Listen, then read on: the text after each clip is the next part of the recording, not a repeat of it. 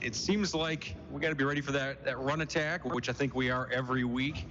And I think we're probably going to be spreading things out and trying to use our speed. Good evening, ladies and gentlemen. All right. You are listening to the Northern Truck pregame show as they're able to sponsor what's going on right here. Tell you the crowd is large tonight. Pine River's come out full thing. And we are going to listen to Harv sing our national anthem.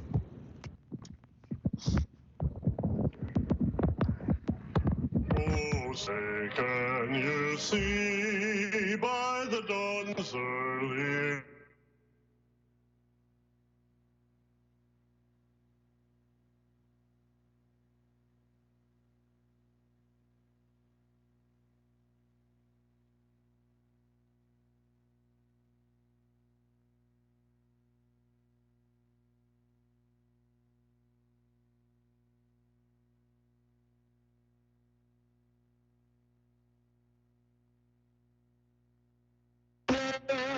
it proved the dawn that our flag was there. Oh, say does that star-spangled banner yet wave for the land of the free and the home of the brave. Well, you got a treat there getting to hear Harv Lucas. Tell you what, that's Harv's favorite song in the world, and he loves to sing that, and he sings it proud. That's a McBain legend there, so it's a special thing. So, tonight, 4-0 Pine River Bucks against the 2-2 McBain Ramblers. You've seen a couple of the McBain games. They lost to Kingsley in the opener, and they only lost by 4 points there. It was 18-14. Then they lost 2 weeks later to Lake City on a possible 2-point conversion, no time on the clock to tie the game. What have you seen on the progression or the development of this McBain team so far this season? Well, I like the idea that they show that they don't stop. And there's been a couple games, I think, where they kind of sacked it in, but they did. They came back. Lake City game, of course, was a crazy ending. But, they hung in there with them. I know, speaking with Coach Maloney this week briefly, that they know they lost two pretty darn good teams this year in Lake City and Kingsley, but they know those are games that they very well could have had. So I think the progression, guys are staying healthy. That's a big piece. But I like where we're at this point. All right, once again, the Pine River Bucks 4-0, McBain Ramblers 2-2. The Bucks beat Beale City last week, and McBain were able to beat Everett. It was the best-looking offense they had all season. I don't know if you had a chance to be at the game, but on the first three drives in the first quarter, they were able to score and actually go up to 24-0 after the end of one. Yeah, to get that quick start, I was not at the game, but I talked to a few people that were and followed it. And so that's just big for the kids. It just, that early success hopefully carries over to this game. Well, I don't know. Number 44, his name's Noah Henriksen. He came out a little bit late. He had shoulder surgery last year. And ever since he's been a starter on the defense, our defense has actually been playing pretty lights out. They held a high-scoring Lake City team to only 16 points when they were averaging over 40 points before they came. That's one that we need to watch out for. Right. And I know that when I came, obviously I'm new to the area, and I heard about this kid that could potentially be coming out, and that was injured. But yeah, he is a big piece, and they certainly look primed to go on defense much more. All right. Hey, you've been listening to the Northern Truck Service pregame show. We are going to throw it back to the station for a commercial. You're listening to Rambler Sports on the all-new 107.9 WCDY. Back judge is on the J game. Mr. Phil Look is Mr. Gary Randall. The yellow look is Mr. Ken Daniel. Spotting for me, Mr. Brent Never.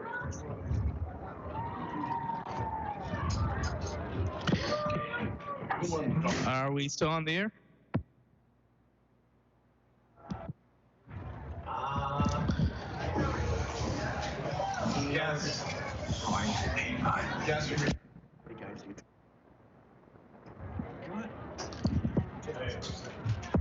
Providing great service and quality to our customers, LC Materials is here for you and all your concrete and aggregate needs, both residential and commercial projects. We can assist you in estimates, sand and gravel needs, project details, and on-time delivery. LC Materials is also in Cadillac at the Concrete Store. The Concrete Store has building supplies, stone, block, tools, and other accessories to help you finish your project.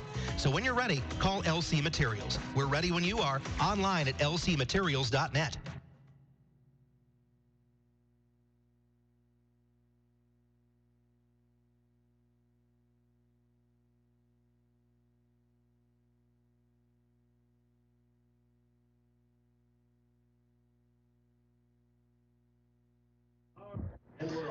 And we're back. Perfect football weather. It's raining, it's cold, it's windy, it's northern Michigan. Kind of glad to be in the press box, aren't you? I am. You know, and as I was walking in, I said, you know what, at least it's 55, not 35, but in 2 weeks, who knows?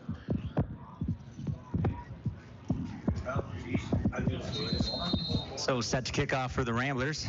Number 24, George Brown, kicks it about to the 37-yard line, but there's a flag on the play. Dr. Prizzo, what did you see on that play? Looks like we start the game off offsides. So let's reset. Against the Ramblers, so just wait. You know, I've always wondered why not just have them play it out and then see what happens and call it back. Yeah, you'd think Pine River would have wanted the ball where they got it, so.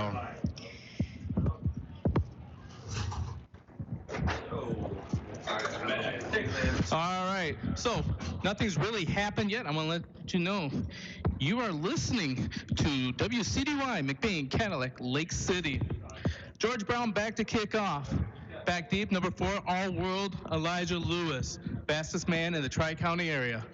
George Brown scrub kicks it about the 43-yard line. Down immediately there by Lane Rupert. Pine River takeover, first down and 10. Now, it's been a tradition for McBain, or one of the biggest bugaboos that Maloney really struggles with is the big run back. What do you feel about these type of short kicks here, or the fact that you're giving up good field position? You know, I don't like to necessarily question our coach because I think Coach Maloney does a great job, but you know, that's kind of tough to watch in my opinion. Now they got the ball to 43, puts our defense in a tough spot, but let's see if they can step up. All right. Pistol formation wide on the line. Behind the center is Luke Hill. In motion right there is Brian Fabel. Pitch out the Fabel to the far side. Strung out real well by the Ramblers, taken down by Garrett Verberkmos. I think it's going to be about a 1-yard gain there. Great job by the Ramblers on stringing that one out. The 45-yard line. Gain of a yard on the play. It'll be second down and 9. On that stop, number 11, Garrett Verberkmos.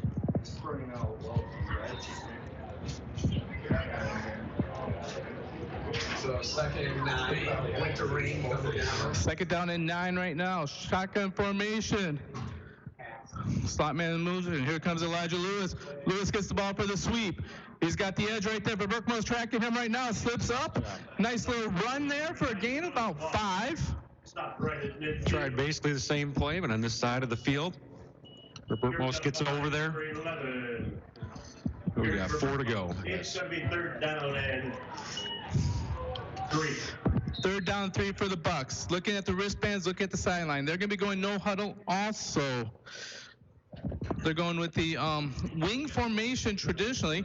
This time they got 2 backs behind the quarterback, pistol formation. You got a slot receiver on the far side, near side, single man. Man in motion right there. Big penalty there. Flag on the field. Penalty against the Pine River Bucks.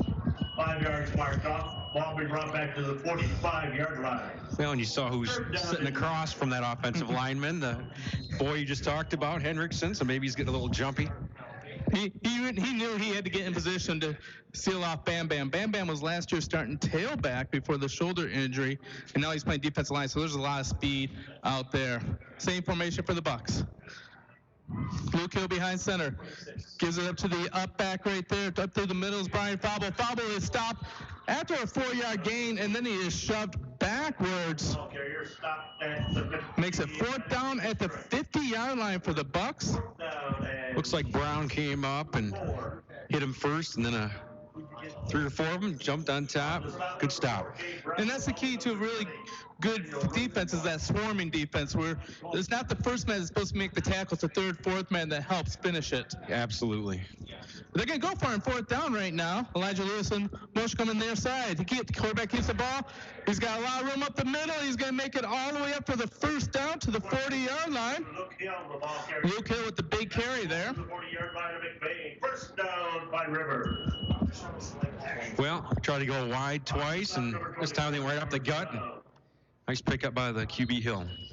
Well, that's one of the things about Elijah Lewis. He could be your all-world running back, and the first game he scored on every single one of Pine River's touchdowns. He's also a great decoy then, isn't he? Absolutely. That time it worked. Pro set in the pistol formation, giving up to Fable. Fable breaks 1 tackle, gets about a gain of 2 before Daniel Rodenball comes and plays a shoulder arm to lay him down. So I got 2nd down and 8. Harv says 2nd down and 9, and Harv's never wrong, so it's only a gain of 1. Go with him.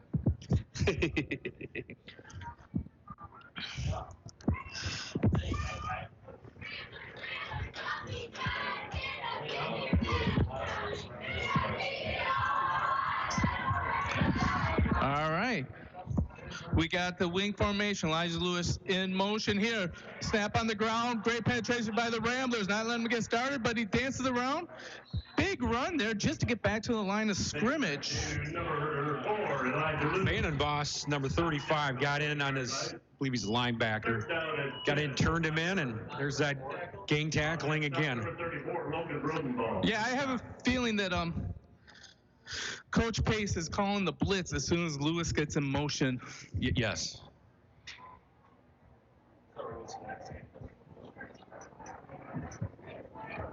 It's going to go to... It might be a quarterback. All right, here we go. Pro formation pistol. Luke Hill drops back to pass. Throws a great pass outlet over there to number 9, Lane Rupert. Pass complete to number 9, Lane Rupert. Lane Rupert has enough for another Buck 1st down. Moves the ball all the way down to the 24-yard line for the Bucks. Yeah, the corner that time was playing way off, and they just threw a little hitch out there, and 1st down. Well, you know what? We knew this Pine River team went into overtime against Everett 2 weeks ago, or 3 weeks ago, 2 weeks, and we beat Everett quite handily. Matt says we should be able to beat this team, but this team looks really strong, and McBain's really got to be careful right here. As Luke Hill keeps the ball for a keeper up the middle. He gets about a gain of 7, making it 2nd down and 3 for the Bucks.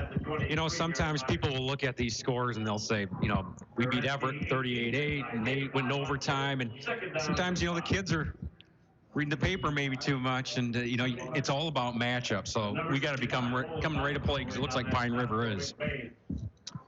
Yeah, and the thing is, they're high school kids. They're not machines out there. They're not we do it as pros. adults, you just think that.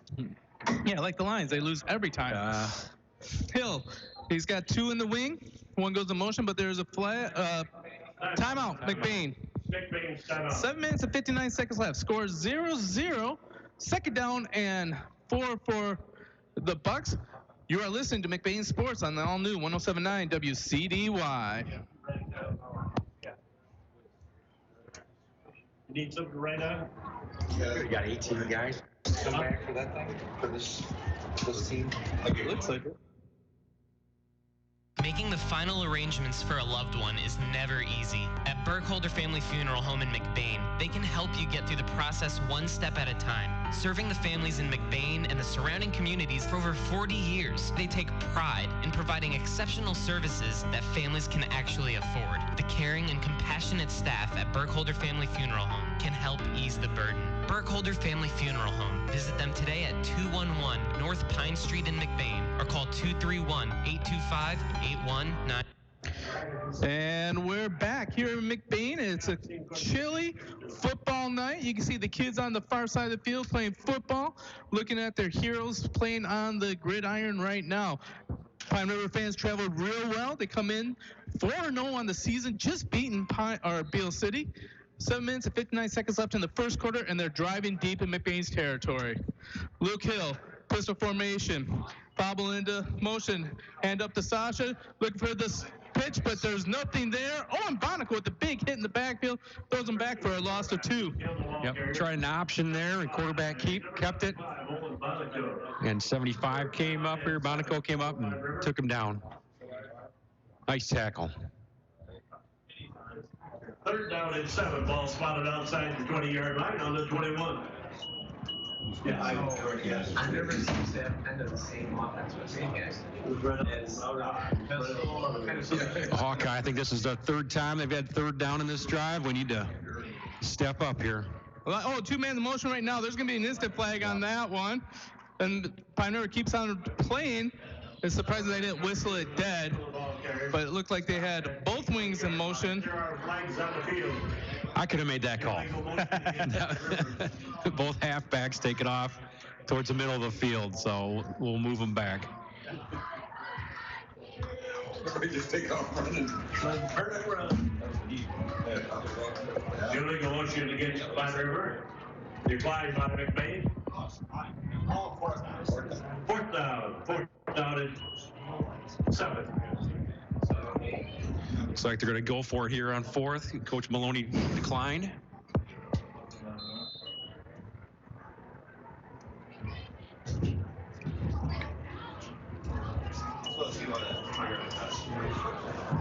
Looks like they're going to go for it. 4th down. Big play here for McBain early in this game. You got wings on the far side. Elijah Lewis in motion. It looks like a counter coming back the other way to Fabo. Nice Runs right into tackle. Justin Camphouse, and he stops it for a 3-yard loss. Yeah, you got Fable in there, and you also got Bonico in there too, number 75. Good stop by the Ramblers. Yeah, well, I was really impressed with. I don't know if you noticed that, but the kickout block went on the Justin Camphouse, and he actually took the guy, threw him to the side, and held his position, threw off the blocker to get the tackle. McBain's offense. Let's see what they can do. All right. Logan Vanderbilt starting running back. Justin Camphouse in motion. Try the inside handoff to him. Nowhere to go on that one. Tackled immediately by number 50, Brian McCurry. That would only be a short game, maybe a yard or 2. Okay. When I did a little bit of research on the Bucks here, that number 50, he's pretty much everywhere. I think he plays offensive line, but he's their middle linebacker, and he's a big middle linebacker. Big and quick. McBain going from left to right on your radio dial, wearing their home green, yellow pants. There's the motion ceiling on the keepers. Ceiling trying to get up the middle. Not much running there either, as he gets himself about a 3-yard gain. Brought down right away by Sasha Hoffman. It's going to be 3rd down and 6. I got 3rd down and 6 for McBain. On the stop, number 52, Roger Mardet. That was the C. Yeah. Trips on the near side. Solo for Berkmos on the far side. Pistol for shotgun formation. Louis is even with the quarterback. Roll out to the near side, looking for somebody, looking, got nobody's going to take the ball and run. He's got room to run for the 1st down, and a little bit more as he gets it all the way up to the 38-yard line. 1st down and 10 for the Ramblers. Put those 3 trips out there towards us, and Seelan comes out, and you see a lot of times where he'll throw it out there to Verbertmos. That time he kept it and ran for the 1st down. Nice run. McBain, 1st and 10 on their own 38-yard line. Pine River with the white helmets and the horns on it. White jerseys, white pants. Looking really good on defense right now. Logan Rodenball in motion. Handoff inside to Vanderbilt. Vanderbilt is running downhill. Gets a 1st down by himself. The 11-yard gain. Moves it all the way up to the 50-yard line. 1st down and 10 Ramblers. Stop short of the midfield strike. 1st down, Ramblers. You know, when he runs, he looks like a Rambler, doesn't he? Like, he just gets going, and he's ready to hit somebody, looks like. Yeah, we say he only has 2 moves. One is a juke to the left, and one's to run you over. Pistol formation. Vanderbilt behind the quarterback. Twins on both sides. Inside into the Vanderbilt. Vanderbilt meet immediately at the line, but they can't bring him down without him falling forward for about 3-yard gain. 2 yards on the play. It'll be 2nd down and 8. On stop number 44, Austin Woodston. On the number 54, Trenton Holmes. All right. We got shotgun formation. Twins on the near, twins on the far. Ramblers are going left to right. Sealant, bad snap. He has to do something with it. Not a lot of room on something like that. His tackle immediately after he gets the ball. About a loss of 1 on that one. Quarterback with the ball, Gavin Sealy, stopped at the 48-yard line. Loss of a yard on the play. It'll be 3rd down and 9. 3rd down 9 for the Ramblers. Looking over at Maloney for the play. They have gone to the wristbands, no huddle. Now they look at the wristbands.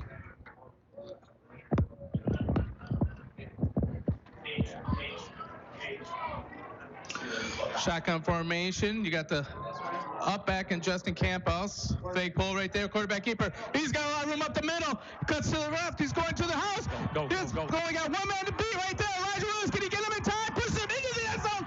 Touchdown Ramblers. No flag. Touchdown Ramblers. By the quarterback, number 3, Gavin Sealy. You know, once Sealing gets through that first block and then makes the linebacker miss, those D-backs they're just not going to catch him. And McBain's trying something new here. It's called a kicking an extra point. Hey, you know what's really beautiful about that play? He ran off the butt of my son playing left tackle. I'm not bragging, but I'm bragging. There is the extra point. It is no good. Pulled to the left. Just missed by Logan Vandenboss. So with 4 minutes and 10 seconds left, 6-0 McBain Ramblers draw first blood.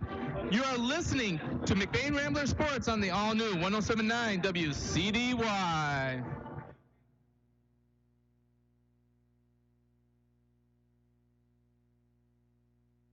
Crandall Precision is your start-to-finish custom machine shop specializing in custom machine components and repair work with no minimum quantity limit. Need a special part you're having a hard time finding? Bring it to Crandall Precision and see what they can do for you. Crandall Precision has been offering fast, high-quality work for over 35 years, and they are committed to continuing that for years to come. Call Crandall Precision at 231-775-7101. That's 231-775-7101. Or you can reach them by email at crandallprecision@gmail.com. Crandall Precision, high-quality custom machine parts for any project.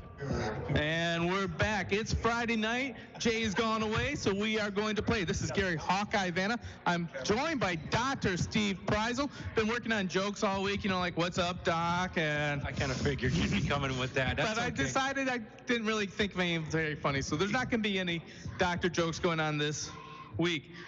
That's all right. I got a sense of humor. Maybe some people don't know it because I'm Mr. Serious most of the time, but it's great to be up here in the box with you. It's the best view in the house, but it's great to be up here with all the people up here. Hey, just want to let you know, if you are listening and you're outside of our radio area, don't worry about that because you can listen to live stream of McBain Rambler football brought to you by McLean Transmission. For anything transmission related and for quality used parts, head on over to McLean Transmission on LaChance Road between Cadillac Lake City. Call 779-1394. And what we've missed is a scrub kick that was downed immediately. Pine River will take over on the 42-yard lines of McBain. 42-yard line, 1st and 10. The only reason you can get away with that type of thing so you don't give up the long return is you have a lot of faith in this defense. Absolutely, and and they don't seem to mind it too much. They're saying bring it on, I guess. Well, but 43-yard line again. It's kind of hard to swallow, but defense looks all right now. It looks like we are. Oh, Elijah Lewis is now playing quarterback, so it's a wildcat formation for the Pine River. He's coming to the outside. McBain stretches out, but he doesn't get the corner. He turns it up. Daniel Rodenbaugh finally pushes him off bounds, but not until Lewis has an 8-yard gain. On the 49-yard line. You can tell with the reaction of the coaches that they have been talking about containment all week and keeping the speed of Lewis. And that time, there wasn't a ton of containment there. Yeah, you can tell when he finally breaks containment because you hear the fist slamming into the table next door to us. All right. Pine River has gone back to the traditional formation as Luke Hill comes back out to the game. You got a single wing on the far side, 2 receivers over on that way too. Sasha's the only back. Quarterback keeper right here. Blue Kill up the middle. A lot of room to run there. Runs through a couple tackles. Finally brought down Quarterback number 2. by number 4, Cade Brown. But that's after he got a first down. First down 10 for Pine River on McBain's 36-yard line. Looks to be the same play where when they picked up 4th down earlier in the quarter. They spread it out, but then they run up the gut with their QB. So with 3 minutes and 54 seconds left in the first quarter, McBain's up 6-0, but Pine River's driving again, and they are into McBain territory.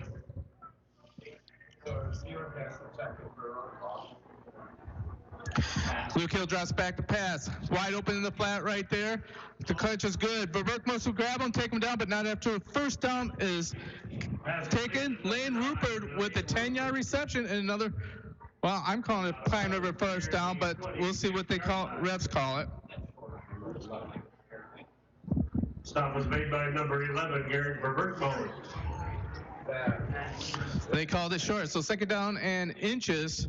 It's going to be second down for Pine River. Second down and short. Well, Pine River's thrown the ball twice. It's the exact same play both times. Yeah, looks like they're keeping the game plan pretty simple. Lewis in motion, cuts up the middle, met at the line right there. It'd be enough for a first down, but Bam Bam brings him down, and the ball's picked up by Owen Bonico. But they said forward progress stopped, therefore the fumble does not take place. Stop number 44, Noah Hendrickson. Bonico, big lineman, he just wanted the ball to run with. He didn't want to stop after that whistle. That's a lineman's dream, isn't it, to pick up that fumble and actually make it to the end zone and pretend like you're one of the Glory Boys? Hey, just want to remind you that we're going to have some post-game awards, letting Dr. Price will know that he has to be prepared for this, as we'll have the Judy K. Gildy picture-perfect play of the game, where he's going to describe his favorite play of the game, as well as the Terry Hunniga Electric lineman of the game, and we'll have the Taylor Mechanical Hawkeye player of the game. Elijah Lewis in motion there. Quarterback keeper right up the middle. Hit him after a 3-yard gain by Justin Camphouse. That should make it second down and 7 for the Bucks. Camphouse with a nice hit that time. Looks like a gain of 3, be second down and 7. Did you hear me okay? Number 2, Justin Camphouse. All right, so they look at the sideline. Bucks come out, double wing, shotgun formation. In the backfield, Sasha Hoffman. Move to the shotgun. Elijah Lewis comes in motion. Hand off to Elijah Lewis. Tries to string him out. Nowhere to go. And then he runs right into Logan Vandenboss. Logan just stayed home that time and took him down. Nice work. Thing is, he had really good penetration here. You know, I look at this offensive line and I see how big of gaps I have in there, and I wonder, why aren't we getting through every single time, and how can this be successful? But it is. Right. You know, and I think that, you know, they're able to penetrate, but I think they're so concerned about that speed on the outside. It's got those linemen a little bit hesitant. All right, so we got a wing on the near side. People leaving at different times, but we let it go. Pass is high, incomplete. They'll make it fourth down for the Bucks. No, I look at this line, and it looks like they're missing a right guard. That's how wide that gap is. Right, yeah. Well, hopefully they figure it out and utilize that and get in there. Once again, McBain has their back to the wall here. Can they answer the call another time? Bobble checks back in the game for the Bucks. It looks like they're going to set up trips on the near side with Elijah Lewis over here. We got Bobble over here, and then on the far side by himself, who's got both catches, Lane Rupert. Hill calls for the signal. Decides to hand over to Sasha. It's a keeper. A lot of room up the middle there. And he makes enough for a first down. Gets all the way down to the 10-yard line. Finally brought down by Garrett Verberkmos. 10-yard line. First down, Pine River. Looks like the ball's going to be spotted inside the 10-yard line, so it'll be first and goal. You know, it looks like they're so focused on that pitch, man. Nobody's picking that QB up, and I don't know. That's the third time, and he's got a lot. You and I could have ran through both times that he's ripping up the gut there. Twins on the near, twins on the far, going from right to left. Pine River down 6-0, but they're on McBain's 10-yard line. Minute 21 left in the first quarter. Handoff on the inside to Sasha Hoffman. Nowhere to go for Hoffman. He's met by a whole convoy of Ramblers. Number 40, Sasha Hoffman, the ball carrier. Looks like they're going to give him a gain of 1. Yard line, gain of about a yard. Every second a goal from the 9. We have Brendan Rose checking in and how it goes. So Brendan Rose is playing nose tackle now. McBain brings in the third nose tackle of the game. I don't know if they're trying to just screw up the blocker by changing the size type deal. Maybe they were looking for one that's quick enough to pop these holes, or are they just keeping everybody fresh? But we got Twins in motion right now is Fable. Hand off right now to Sasha Hoffman. Hoffman's got nowhere to go into the end zone. Touchdown, Bucks. By River. Number 40, Sasha Hoffman, the ball carrier from the 9-yard line. So with 38.9 seconds left, the Bucks tie it up right now, 6-6. And they're getting ready to do something with this extra point, and they are going to kick it. And I want to let you know, I watched Omar Aguilar before the game.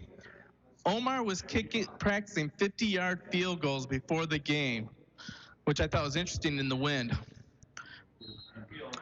Well, he's got enough leg for the extra point, as it's good. And the Ramblers are now down 7-6. You are listening to McBain Sports on the all-new 107.9 WCDY.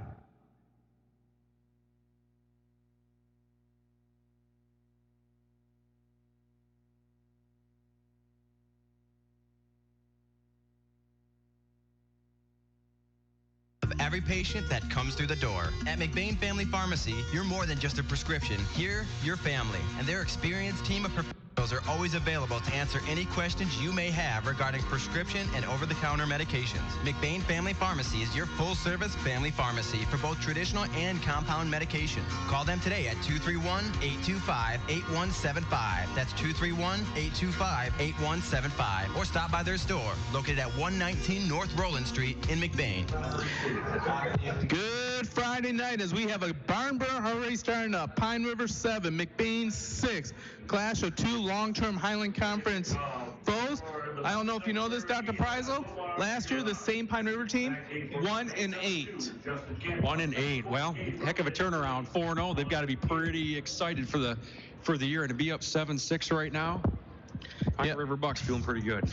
2 years ago, the Pine River team made it all the way to the state semifinals before losing to the state runner-up, the Glen Lake Lakers. But last year was a little bit of a tougher game or season, and it looks like they're right back. Hey, we want to thank this following sponsors for making these broadcasts happen. Thank you for Kelly's Pizza and Grill, Crandall Precision, McBain Lake City Family Pharmacy, and Burkholder Family Funerals. Aguilar's back to kick. Kicks it left-footed there. Nice little pooch kick up to the 30-yard line. And Daniel Roma's got the ball, runs it back for a nice little return. It gets it up to the 42-yard line. McBain takes a run offense. Taken by number 20, Daniel Rodenbaugh. Brought the ball back to the 41-yard line where McBain will take over first and 10. 24. We haven't heard from Verberkmos tonight as far as getting something connected with Sealand, so maybe we'll see that in this drive. Well, it looks like Elijah Lewis is going to have the responsibility trying to cover for Verberkmos. He has better foot speed, but he doesn't have the height.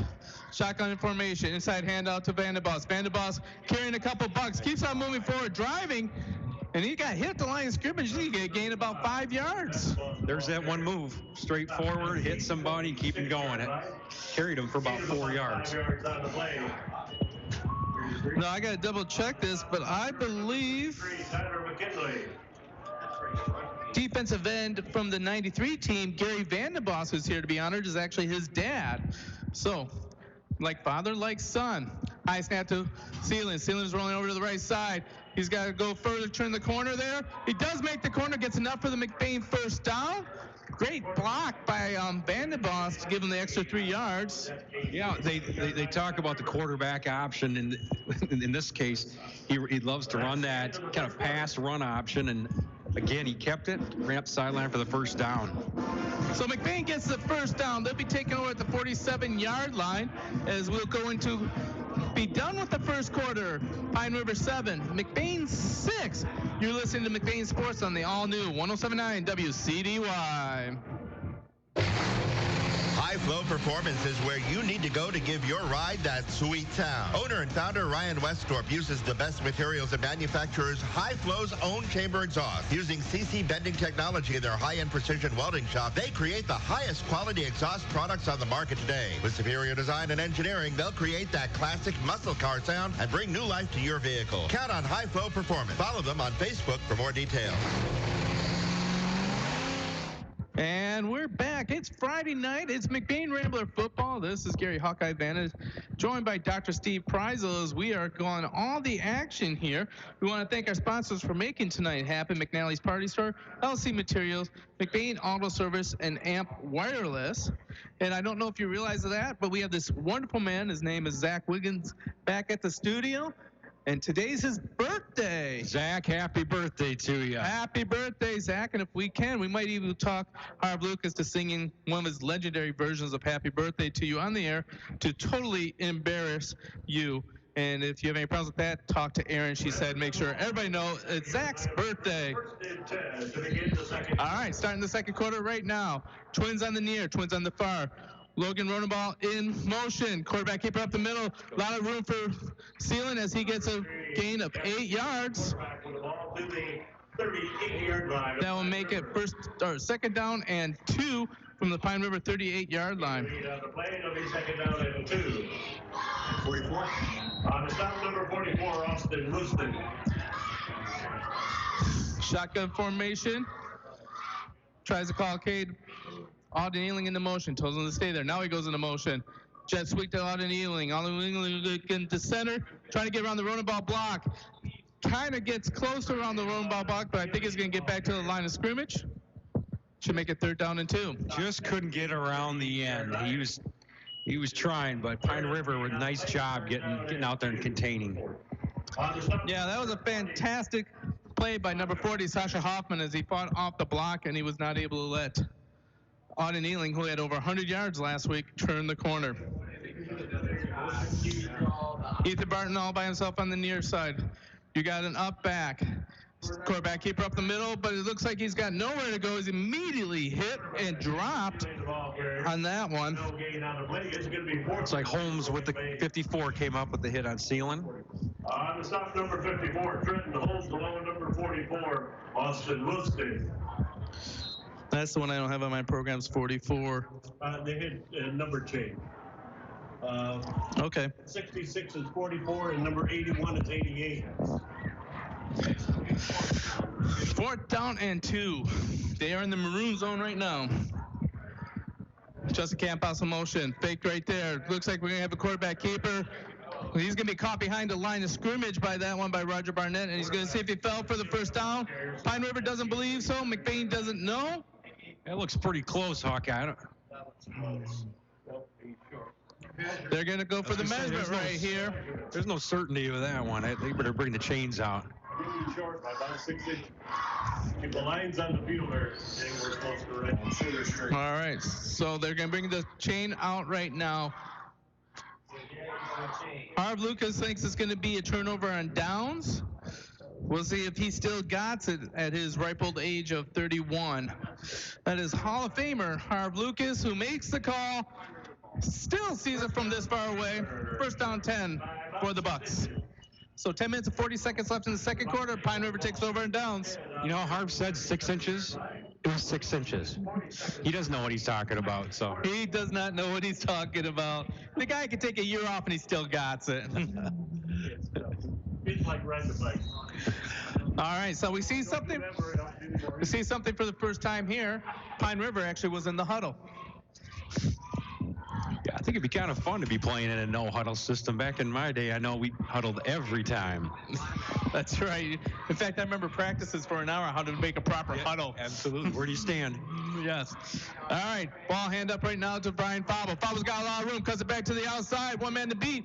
He could beat some man, but he gets slowed up enough for Berkmos to wrap him up, but not until after he gets a 23-yard gain and moves the ball all the way to McBain's 40-yard line.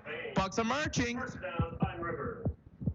As we were talking before, I mean, a lot of your high school teams they really rack up the rushing yards as part of their attack, most of their attack. Pine River's really got a nice setup with their QB, the quickness with Lewis, and then with 26 Fauble there. That's a heck of a run. Yeah, they are kind of pulling a three-headed monster against the McBain, and McBain's taking two of the monsters away. The third one's starting to eat up on them a little bit. We got pro formation, shotgun. Here's a snap. Lewis is coming around for the sweep. Justin Campout smells that one out and drops him immediately for a 6-yard loss. And then the best play of the game so far, turns around, picks him back up, taps him on the butt, and says, hey, good sportsmanship. He knew he had him there. Helped him up, but he certainly knocked him down first. Second down and 15 for the Bucks.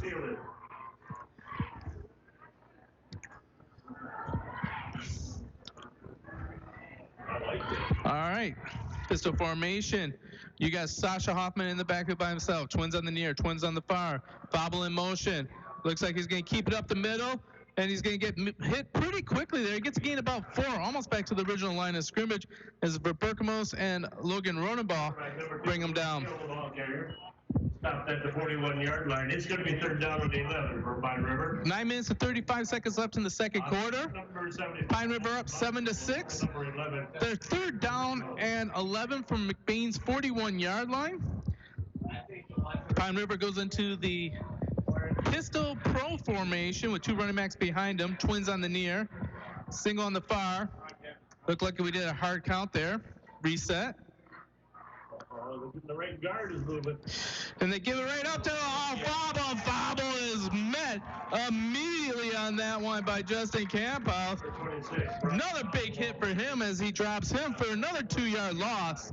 You know, that's one of those as a former player, you go, that just had to feel good. Not for the other guy, but that was a heck of a hit. That was a great hit, great read, and a fantastic tackle. Fourth down and 12. Board says 13 for the Bucks. They are on the McBain 43-yard line. We don't have a decimal on the board. There you go. Moving at a quick pace for sure. Twins on the near, twins on the far. Hoffman's the only back. Fauble in motion.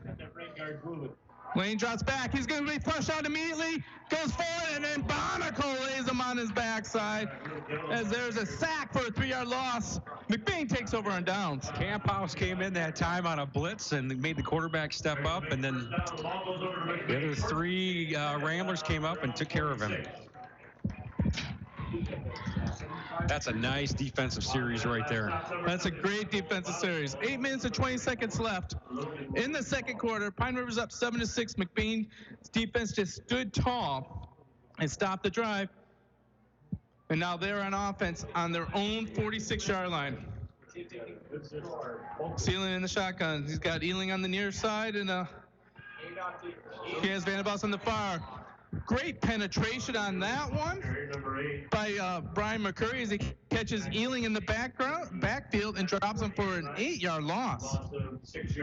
I know that occasionally, actually a lot, people inflate their weights with these types of on the roster, but I know online they said that number 50 was McCurry. He's about 260. He's not 260. He's a big boy, and he moves quick. This big boy. Ramblers the same formation. Now they're going to go twins on the near side, twins on the far side. Timeout by McBain. They don't like what they see. 7 minutes and 43 seconds left in the second quarter. We are going to keep it here, Zach. So Pine River 7, McBain 6. Hey, we want to let people know tomorrow there is going to be the McBain Rambler golf outing. It's not too late. You can go ahead and go to www.mcbain.org/golf, and you can still get a team in for tomorrow's golf outing. Is there any chance you're playing tomorrow? You know, I might. I have not signed up, but I'm not much of a golfer. I could hit it a long ways, but it's not always straight. But yeah, I have fun. Well, then obviously you've never played Misaki, because no matter where you hit it, you're never in trouble. Okay, that's my kind of course then. So we have the golf on. We're also going to have a special extra long halftime as we'll be honoring the 93 team, the first team to make it to the state finals for McBain. McBain breaks the huddle. Twins on the near, twins on the far. They're going right to left on your radio style. Ceiling drop back, looking to pass. Can't find anybody. He's looking to try and get the corner. Slips one tackle, slips a second tackler, and he finally gets far enough to get back to the first down, or the original first down, so it'll be a second down and 10. Excuse me, original line of scrimmage is what I want to say, isn't it? Thank Harv is here to keep me straight. Pine River's D-backs did a nice job covering downfield. Sealand just made that one happen, 10 yards on that. Sealand has not been able to find a receiver open yet to even try and pass it. Give credit to Pine River in the pass coverage. Trips on the near side, shotgun formation. Vandenbosch the only running back there. Sealand rolls out, blitz right there. He's got in wide open in the back. Rolling ball has enough to be close to be the first down. Gain of 8 on that one. That'll make it 4th down and 2 in Bucks territory at the 46-yard line. He was looking long that time, but again, Pine River doing a nice job covering. But we just had, who was that came through there? Rodenbach came through in the flat and got open. All right, we got trips on the far. Ethan Barton all by himself on the near side. Left to right for McBain. Here we go right now. Sealing gets the snap. Rolls out to the right-hand side. He's going to keep it. He's going to keep it the whole way. He's going to turn the corner and get right out of bounds. Enough for the McBain Rambler. First down as he gets to the 40-yard line. You heard a lot of cries about holding out there. But I don't know if you realize or you noticed this, but holding's not the same as it was when we played, is it? No, and you know, they always say you could call holding just about on every play, but you know, they've really, it seems to me like coaches stress about not extending the hands as much and making it as obvious, but it has changed since in our day. When I played, they touch your block with your forearms, not your hands. Twins on the near, twins on the far. Quick swing pass out to Camphouse. Camphouse got ahead of stream. He's going to go forward for enough for a first down as he gets all the way down the 28-yard line. Great job for the Ramblers, and they're moving again. Tackle on that one by number 88, Marcus Shurkick. Coach Maloney's mixing it up here, starting to throw it a little bit. That time, throw it out wide and let the receiver get a little space. Nice move. Keep those chains moving. And it's a conservative throw there, too, because you're not trying to throw it too far downhill. Shotgun formation, trips on the far side. Sealand drops back, tries the same play, but it's not there. Looking down the field, looks for the corner, gets pulled out of bounds on that one by number 54, Trenton Holmes, but he should have about a 3-yard gain. Second down and 7 for the Ramblers on their 35-yard line. Near the 25-yard line, gain of 3. 25, my bad. Second down and 7 for McBain. Put out of bounds by number 54, Trenton Holmes. Pizza Plus score update. Cadillac is up 14-6 at the end of one quarter.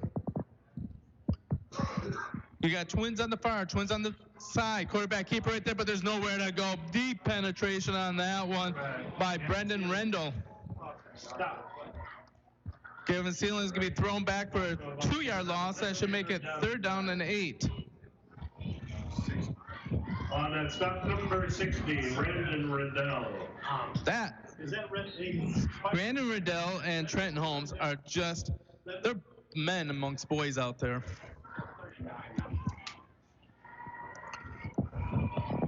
McBain breaks the huddle. 3rd down and 9. They are on the 27-yard line. 4 minutes and 48 seconds left. They are down 7-6.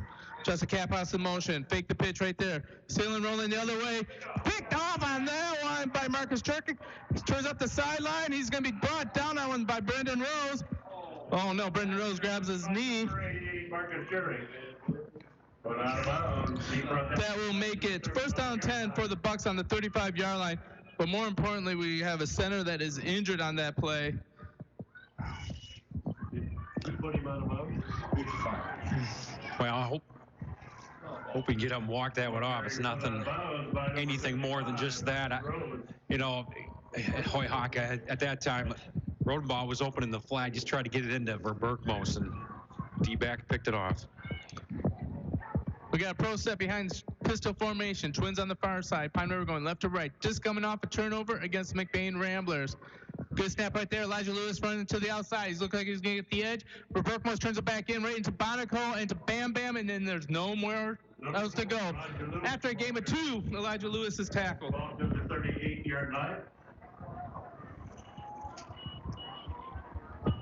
37-yard line, gain of 2, second down and 8. On the stop, number 34. Looks like Brendan Rose is trying to walk that off.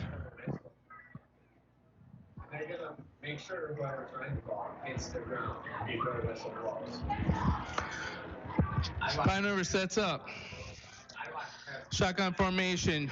Double wing on the near side. Quarterback keeper Elijah Lewis in the Wildcat. Ran up immediately by Berkmo. Slows him up right now, but turns him into his rest of his players. And most importantly, he contained the edge. Yeah, he got outside, and then everyone else came in, swarmed. Third down and 8. 3rd down and 8 for the Pine River Bucks. On the stop, number 2, Justin Campbell's alone, number 11, Garrett Berkmo. You know, we talk about the swarm tackle. As long as that DN and that corner, if it's his spot to contain, those linebackers are doing a heck of a job just coming over and swarming the ball. All right. Pine River's got the play in. 3rd down and 7. Hill under center, pistol formation. Lewis behind him. Fobble behind him. Drops back, look the pass. He's going to go deep for jerk. And it's incomplete. Falls out of the hands of Lane Rupert. Rupert had to step, but instead of throwing that nice loft ball to run underneath, they tried to throw a dart in there, and the ball falls incomplete. It's the first time they've really tried to throw it downfield. He throws a nice ball, too. That was there. Just couldn't pull it in. So Pine River's bringing out the punt formation. 3:55 left in the second quarter. Pine River up 7-6. I love seeing 60s kick. Back kick, number 64, Josh Shaw. Back from McBain, number 4, Cade Brown. McBain has a lot of people on the line. They're coming after it. They miss it. It looks like he's going to try and catch it. Taken immediately by Elijah Lewis for no gain. McBain takes over 1st down 10 on the 31-yard line. By number 4, Cade Brown, and stopped by number 4, Elijah Lewis. That's a pretty good kick by that lineman. Big boy back there. That nice little spiral, kick it up in the air. Yeah, got up nice and high. Brendan Rose is back out on the field right now, so he's saying, this is my senior year. This is Pine River. There's nothing that can keep me out of this game unless you cut it off.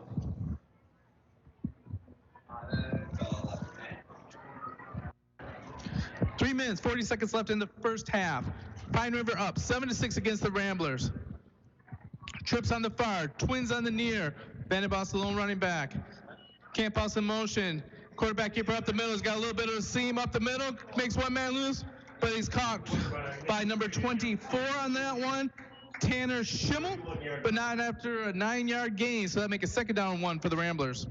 9 on the play, 2nd down and 1. On that stop, number 24, Tanner Schimmel.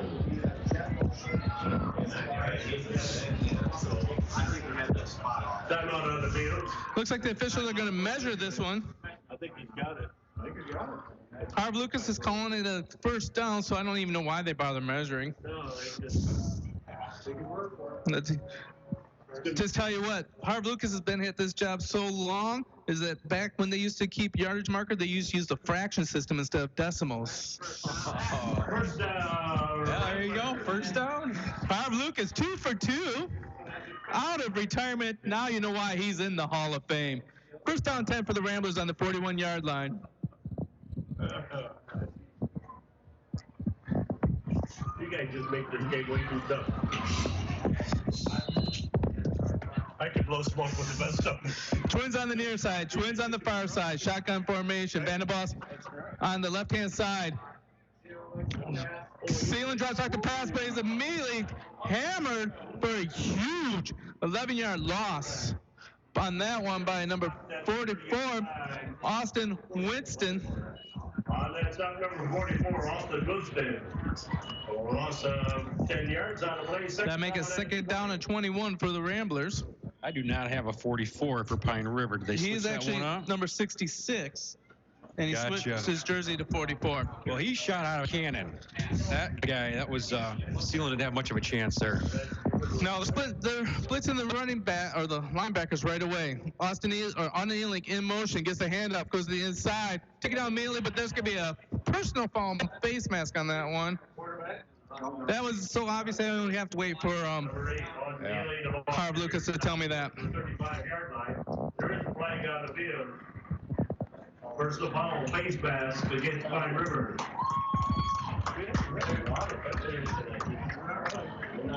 Now it's a little bit weird. High school sports says that is not an automatic first down. I don't So it's just believe going to be 15 yards. But if this is the pros, this would also be an automatic first down. The other interesting thing too is that I believe they do it from the spot. They do this. Yeah, that will be spot foul. There, yeah. Which I'm not sure how I feel about that rule in general, because you're really depending on the judgment and the ability for an official to throw a beanbag or a flag to measure that from, and it seems to make it more inexact science. Yeah. Well, you think the referees would just assume, you know what, you get a face mask, personal foul, it's a first automatic first down move change. So the refs are doing a fantastic job. That's just a rule I'm not. Yeah, I think they would prefer it though. It'd make it easier for them. That sometimes is nice too. Twins on the near, twins on the far. McBain going from right to left. Back to Sealand. Sealand's going down over top. He's got Justin Campos. Campos just can't get underneath it. That would have been a touchdown if he could complete it. But falls incomplete, making it 3rd down and 2 for the Ramblers. Right between the lines, beat the corner and the safety, and just a little too much. And the offensive line did a fantastic job keeping Sealand clean back there. And he had plenty of time to step into that throw, and he has the arm.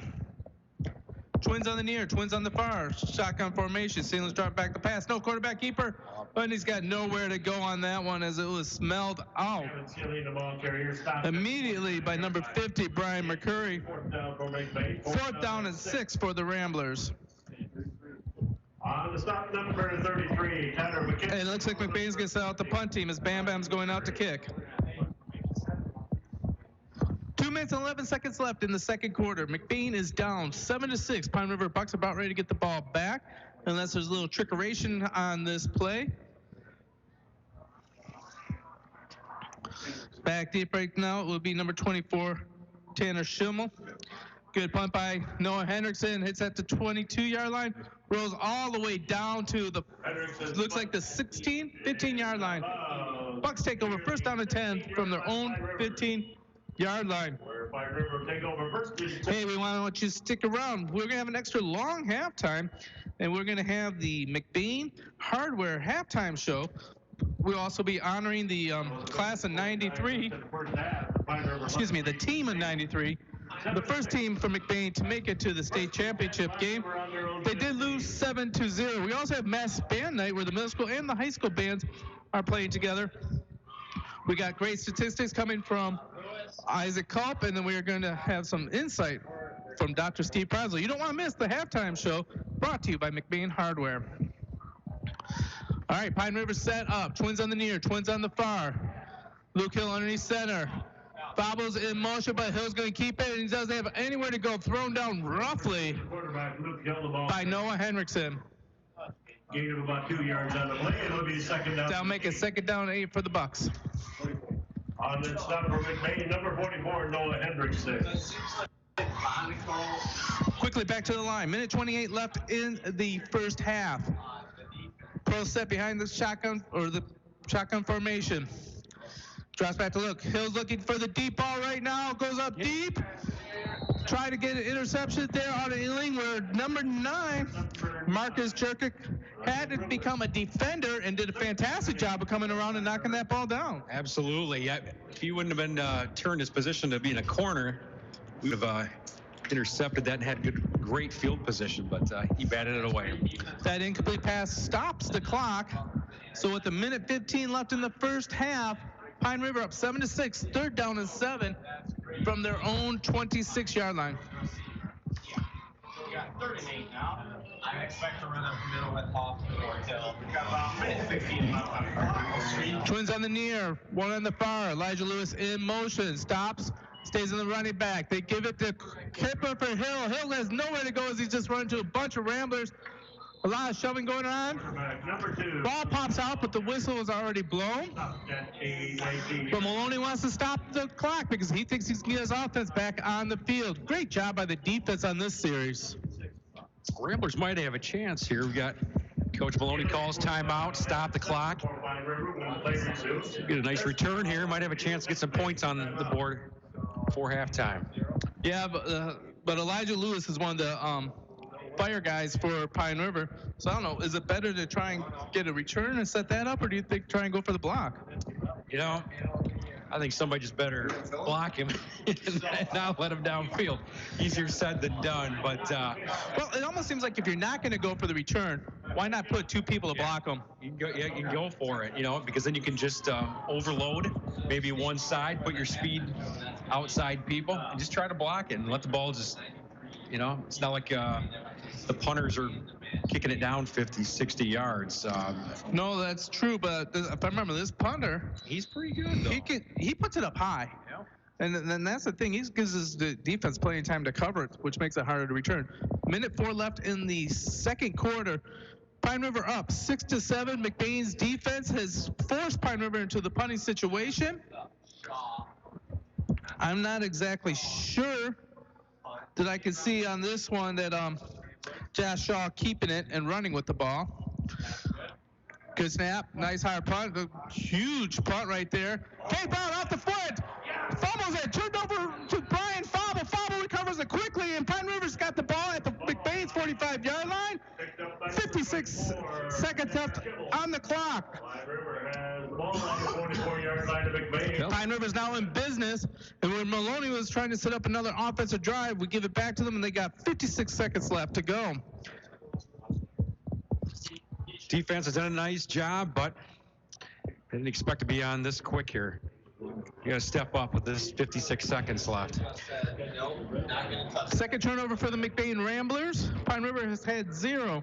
May have something to do with the score being 7-6. Pine River up. 56 seconds left. 56.1 seconds left in the half. Trips on the near side. Solo on the far side. Hill, pistol formation. Behind him is Hoffman. Here's a snap to Hill. Hill's looking for Jerkic. Jerkic, quick turnaround, no incomplete pass. Second down and 10. Pressure is almost there as Bonico and Seelan just about got to Hill before he was able to release the ball. Second down and 10 for Pine River.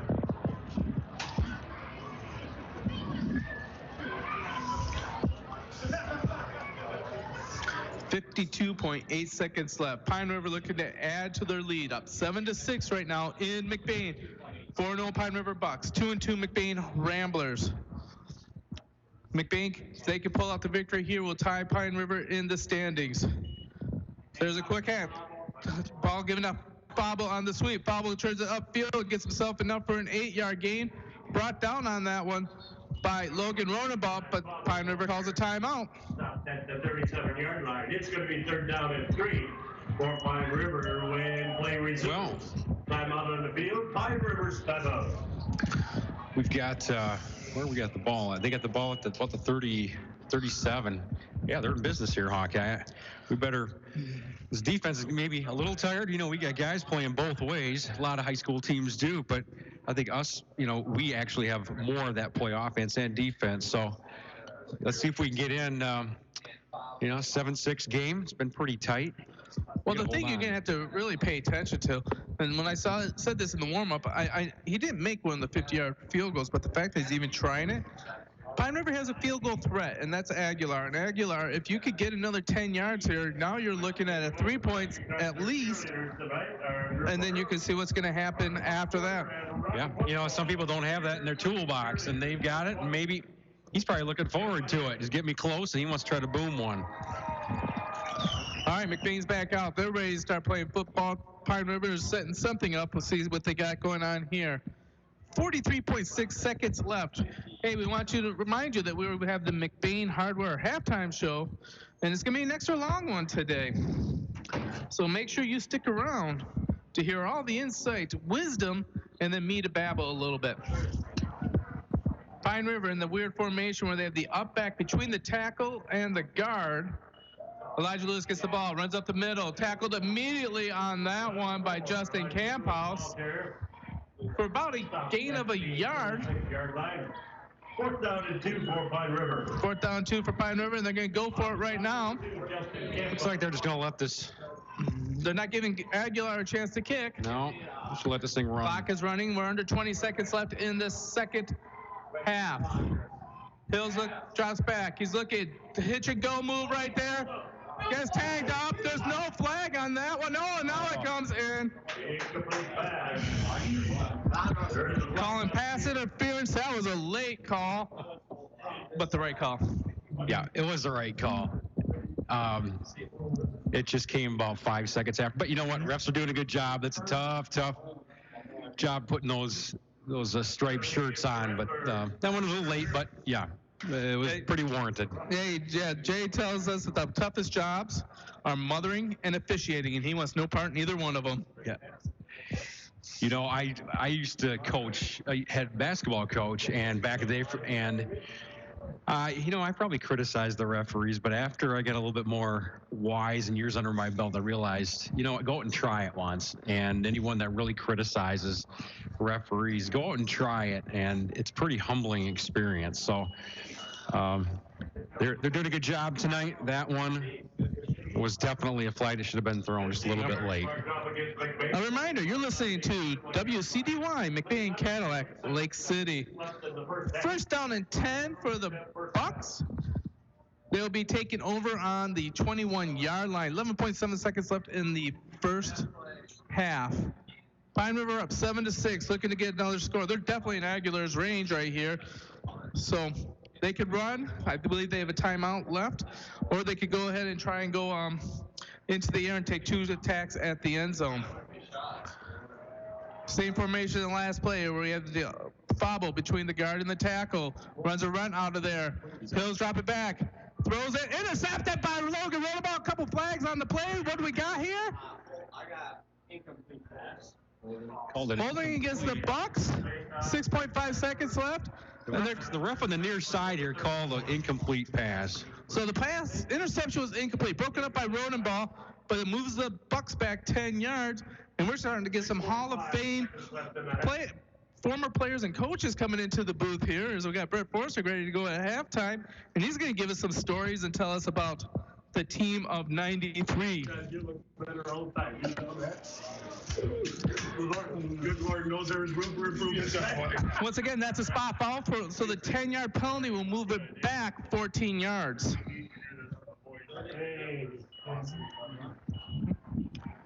6.5 seconds left. Bucks have been moved out of field goal range at the moment.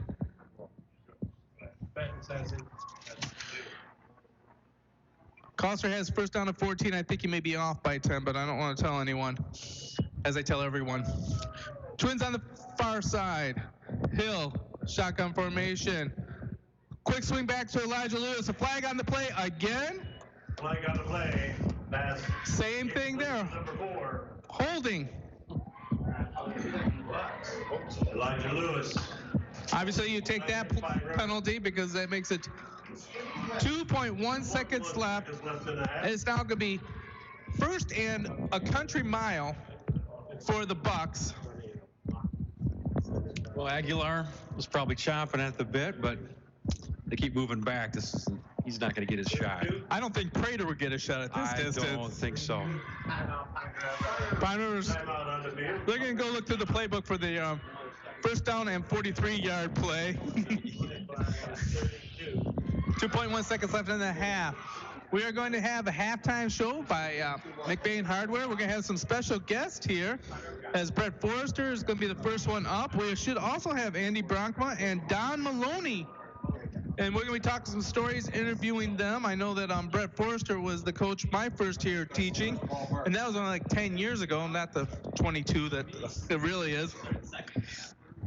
I still remember him being the king of the little dungeon teacher's lounge at lunchtime. Him and Jim Rosignol, 2 legendary teachers and coaches here in McBain.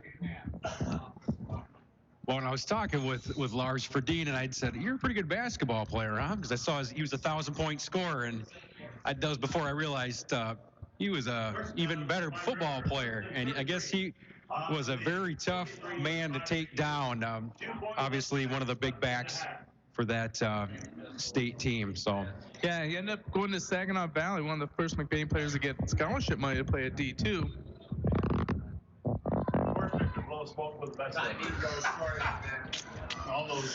All right, we got double wings, shotgun formation.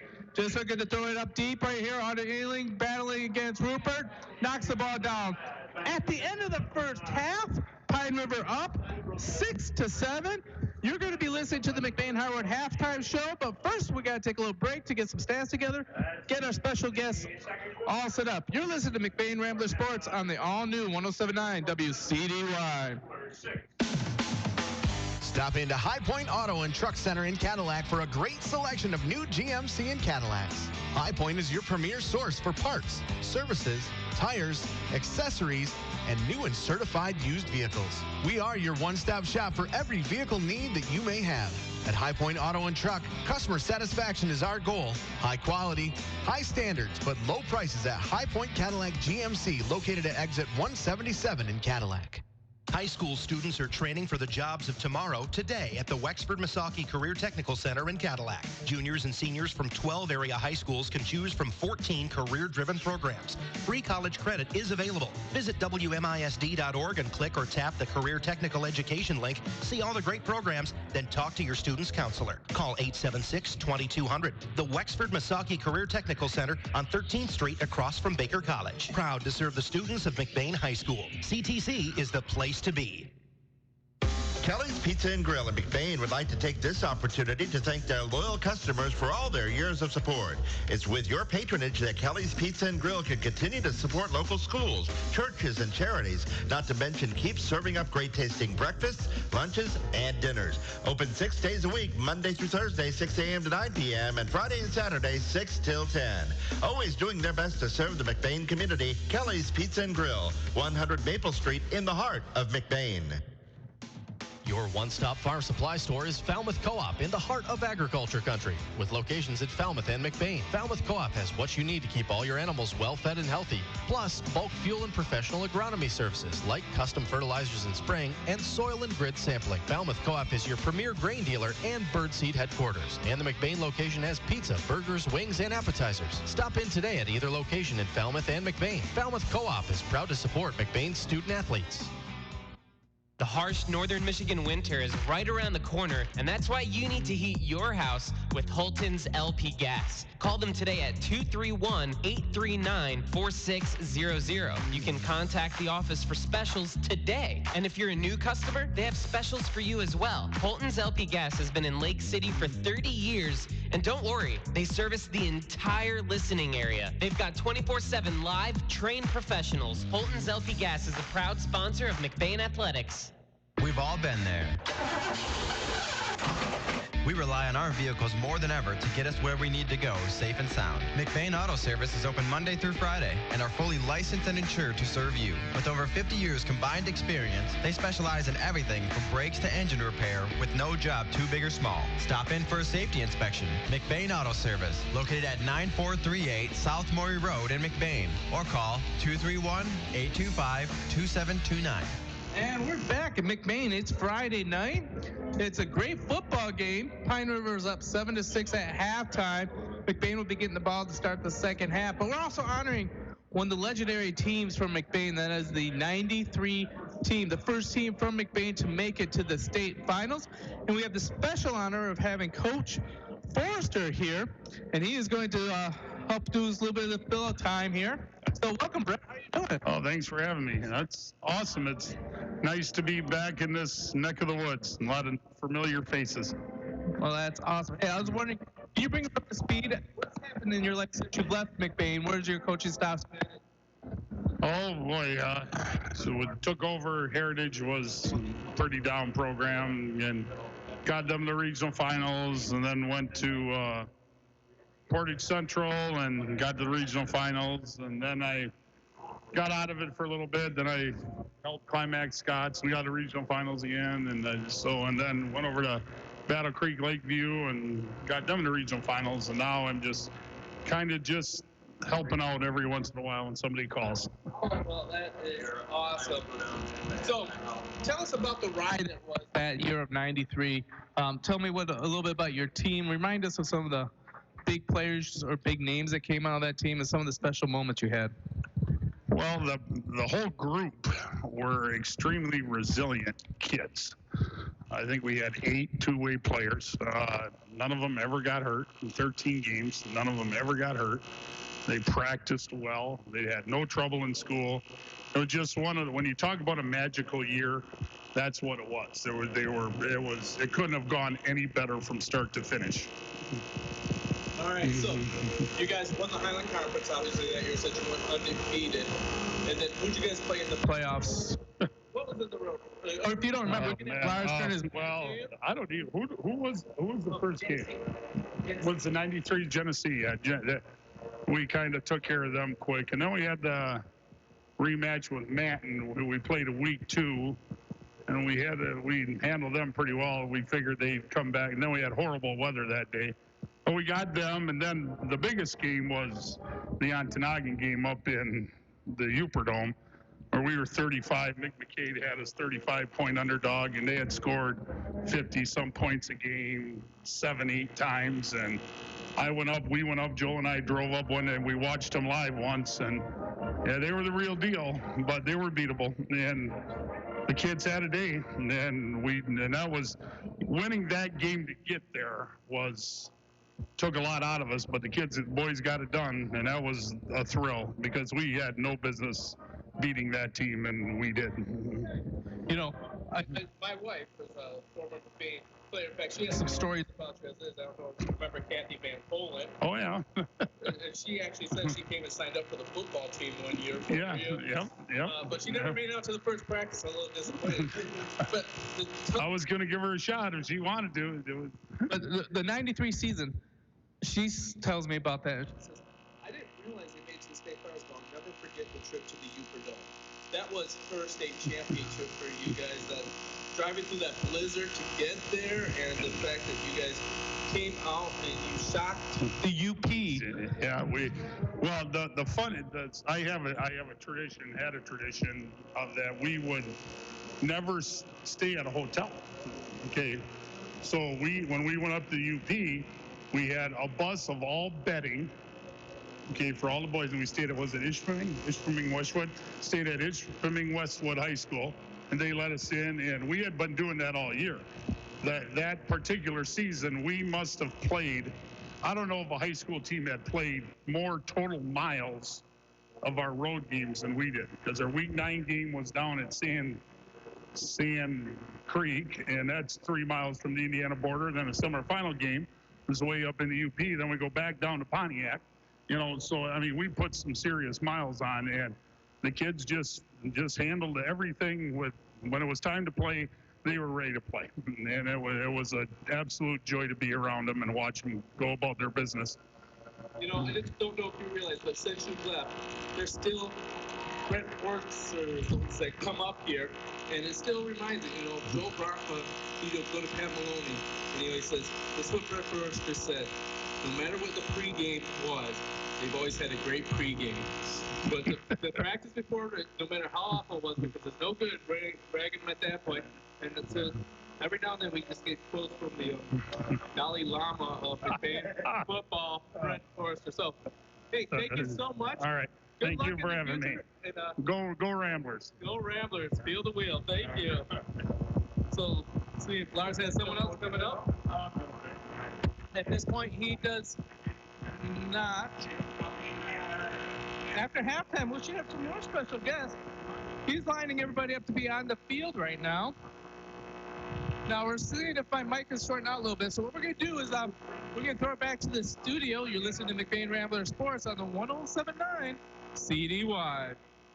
High school students are training for the jobs of tomorrow today at the Wexford Misaki Career Technical Center in Cadillac. Juniors and seniors from 12 area high schools can choose from 14 career-driven programs. Free college credit is available. Visit WMISD.org and click or tap the Career Technical Education link. See all the great programs, then talk to your student's counselor. Call 876-2200. The Wexford Misaki Career Technical Center on 13th Street across from Baker College. Proud to serve the students of McBain High School. CTC is the place to be. Back. It's Friday night. McBain Rambler football taking place here.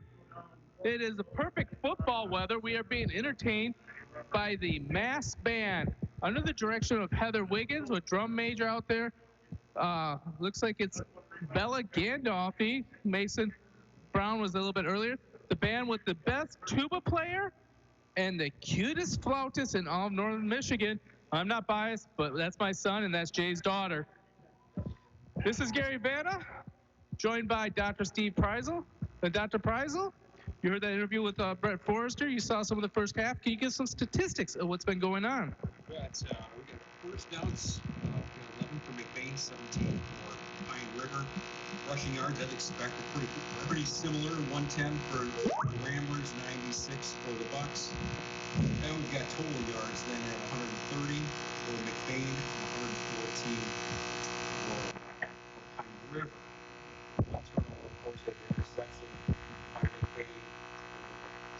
Now, I think there was a second turnover when we had it on the punt that went back to Pine River and got them driving here at the end of the fourth quarter. I'm sorry, will you continue, please? We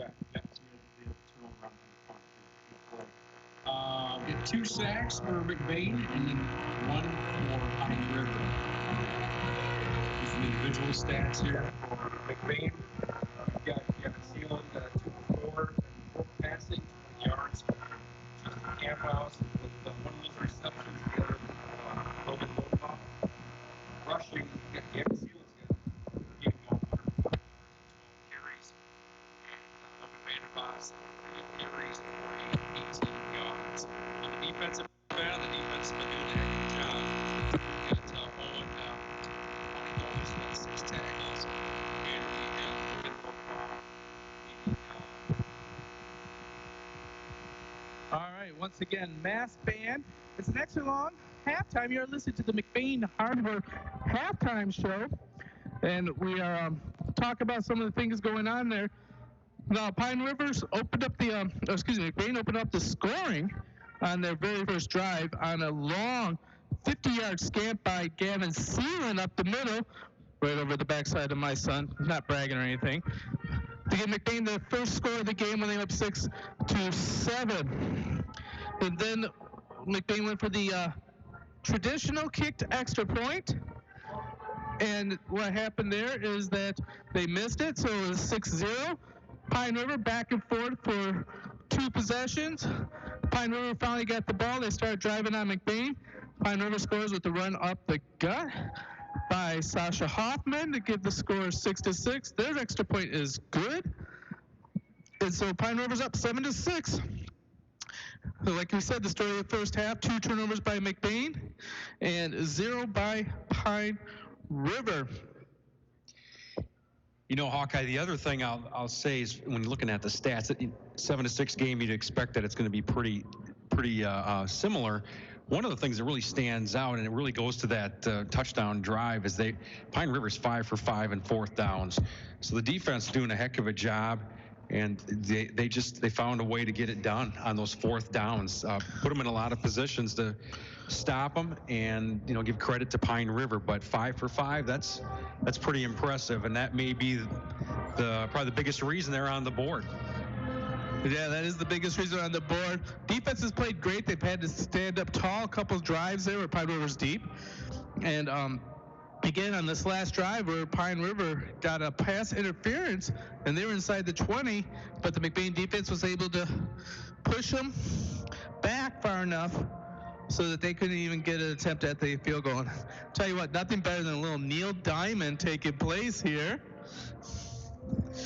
So it's nice to see our high school and middle schoolers out there. It's quite the group. Mr. Wiggins does an outstanding job as our band director.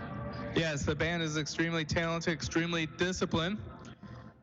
But 6 minutes and 55 seconds left in the halftime.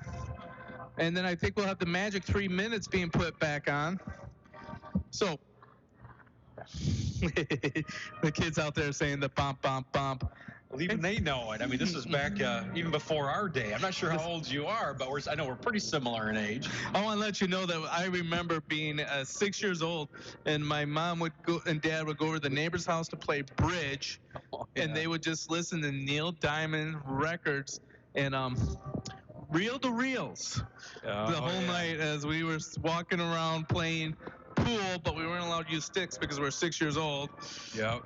So I don't know if it was pool or if it turned into dodgeball with me and my younger brother, but I still remember Neil Diamond late at night in the basement of the Edson house. Hey, he's still around here, large as life out here on the football field. So, yeah, it's just great to see all of these kids out here. Hey, I want to remind everybody that if you leave the area or if you have relatives that are not in the McBain area and they cannot hear a radio signal, don't worry. They can still hear us.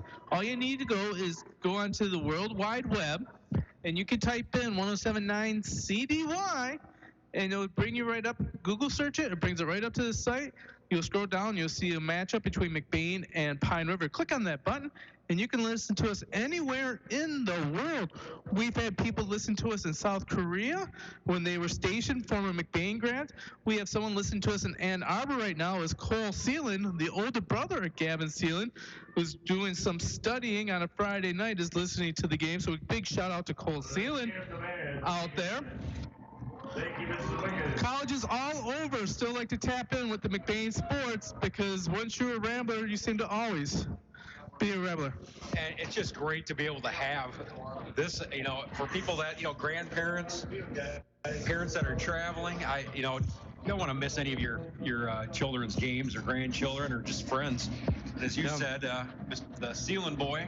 Yep, Cole hear about how his brother's doing, and Cole, he's got 105 yards, and so he's keeping it going on the ground. And the only touchdown for the McBain Ramblers. Devin Camphouse just let me know that we're being listened to right now in New Orleans in the French Quarter. Think about that. The French Quarter is listening to your beautiful voice. All right. Welcome to 1993. At this point, they're starting to announce the 1993 state runner-up team. It has been 25 years. They went 13-1 that season. First team ever to make it to the Silverdome.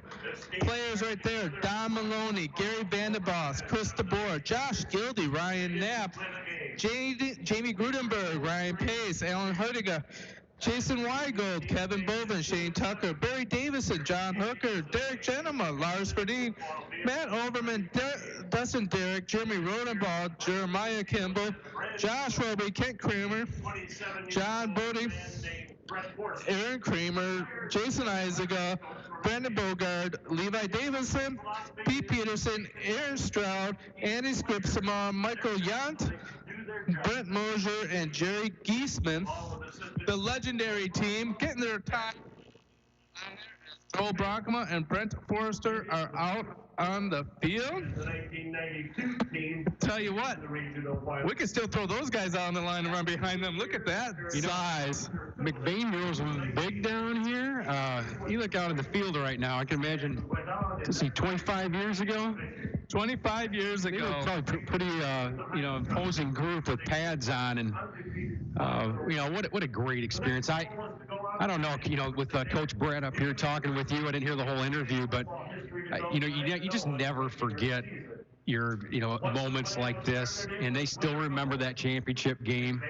But just to get that far, and look at them, 25 years later, and the people they just revere them. So it's just a wonderful, wonderful evening.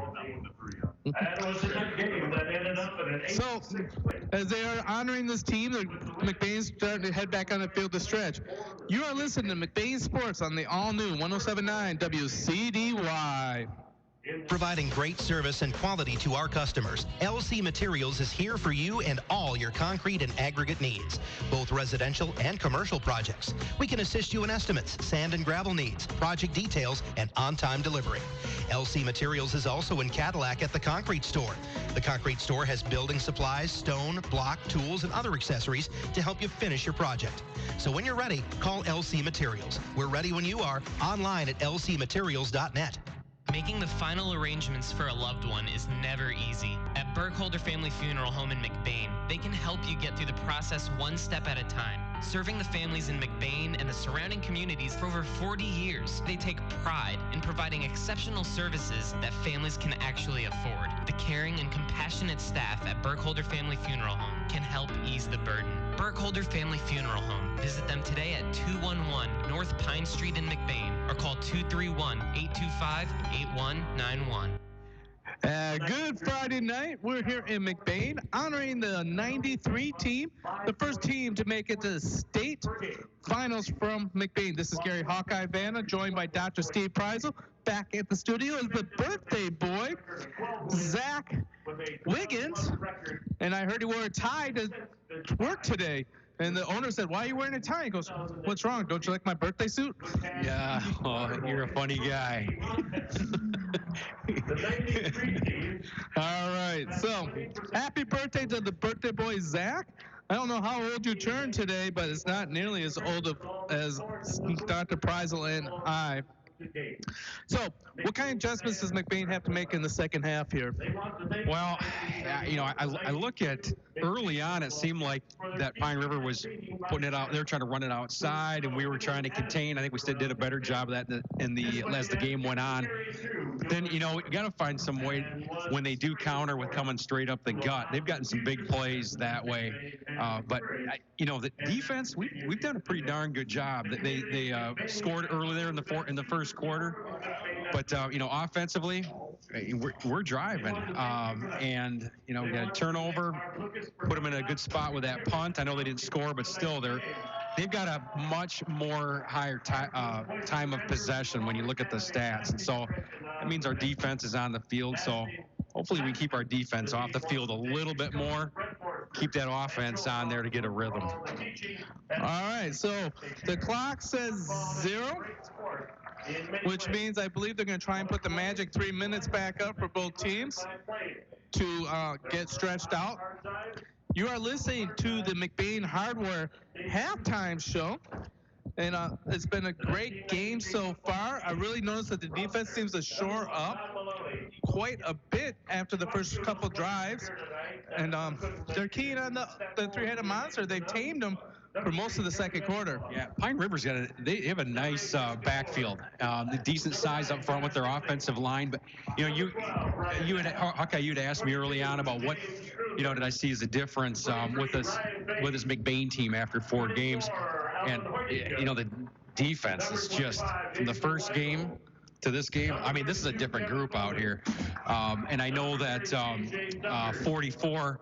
Bam Bam, Noah Henderson. I'm sorry, Bam Bam he's made a big difference. But this, as a whole, this is a different group. So the coaching staff's done a really nice job. But yeah, the defense looks good. We just I think our offense is going to be okay here in the second half. And that will be the key that we'll have is the second half, as McBain will be receiving the kick, and that they will go out there and have a first chance to score. I'm looking down there, and I don't know if you know this, but at the very end, Fred Kasparak is one on the far right, the super trainer for the McBain Ramblers. But next to him is Andy Bronkema. He was the water boy for the team, and they even brought back the water boy. Now, he's gone on to a little bit of success winning a national championship in Division II basketball. But back then, he was just a humble little water boy for the team. That started his success way back then. I was just talking to his dad out there in the stands I said, I saw that Andy might come up and talk to us. I said, he certainly wasn't on the team, but I looked on the roster. There he was as a manager. So pretty cool for him. But he's represented McBain well in his success there at Fair State. All right, so 2 minutes left in the second half, or in halftime. And then we'll get the kickoff of the second half. Mass band night here in McBain. We have honoring the team of 93. Big crowd here, 1-point game as Pine River's up 7-6. Has a perfect 4-0 record against McBain's 2-2 record so far, but the only losses McBain had were against state-ranked teams, Kingsley and Lake City. Now we're going to let you know that on our other station, on 107.1, on the sister station, Everett is up 20-19 on the Manton Rangers. Manton was undefeated last week going into Lake City, and they dropped their first one. And now Everett is bounced back from a big loss last week to go against this Manton team.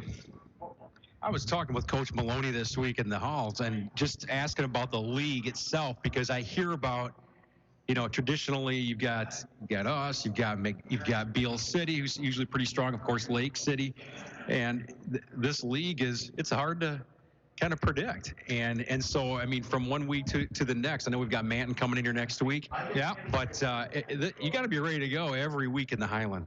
You got to be ready to go every week in the Highland. That is very true, as these teams have been playing against each other in this league for 30-plus years.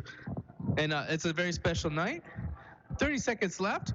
We are going to throw it back for one more commercial, and then we're going to start the second half. You've been listening to the McBain Hardware Halftime Show and McBain Sports on the all-new 107.9 Wcdy.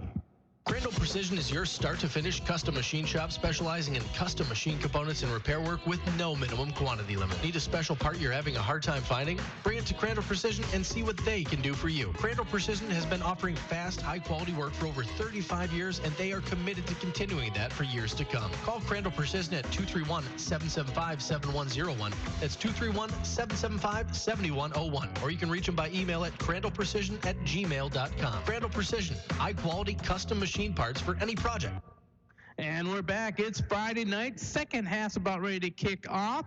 Pine River's up 7-6. We just got done honoring the 1993 team. This is Gary Hawkeye Vanna, joined by Dr. Steve Price. I want to let you know this game's brought to you by McBain Party Store, LC Material, McBain Auto Service, Amp Wireless, High Flow Performance, Holton LP Gas, Falmouth Co-op, and the Wexford Misaki Career Tech Center. Ortega's getting ready to kick back. I'm going by memory on that one. Omar Aguilar, getting ready to kick off. Back deep for the Ramblers is number 4, Cade Brown. Last one, Aguilar put it almost straight up in the air. This time he's going to push it deep. Justin Camphouse catches it over the back shoulder at the 10-yard line, turning it upfield. Looking for a little bit of space. He's got a little bit of room dancing around. Finally runs into a herd of bucks. Tackled on the 22-yard line. McBain takes over, first down 10. Let's see what Coach Maloney can draw up here to get our guys going and get a quick score here.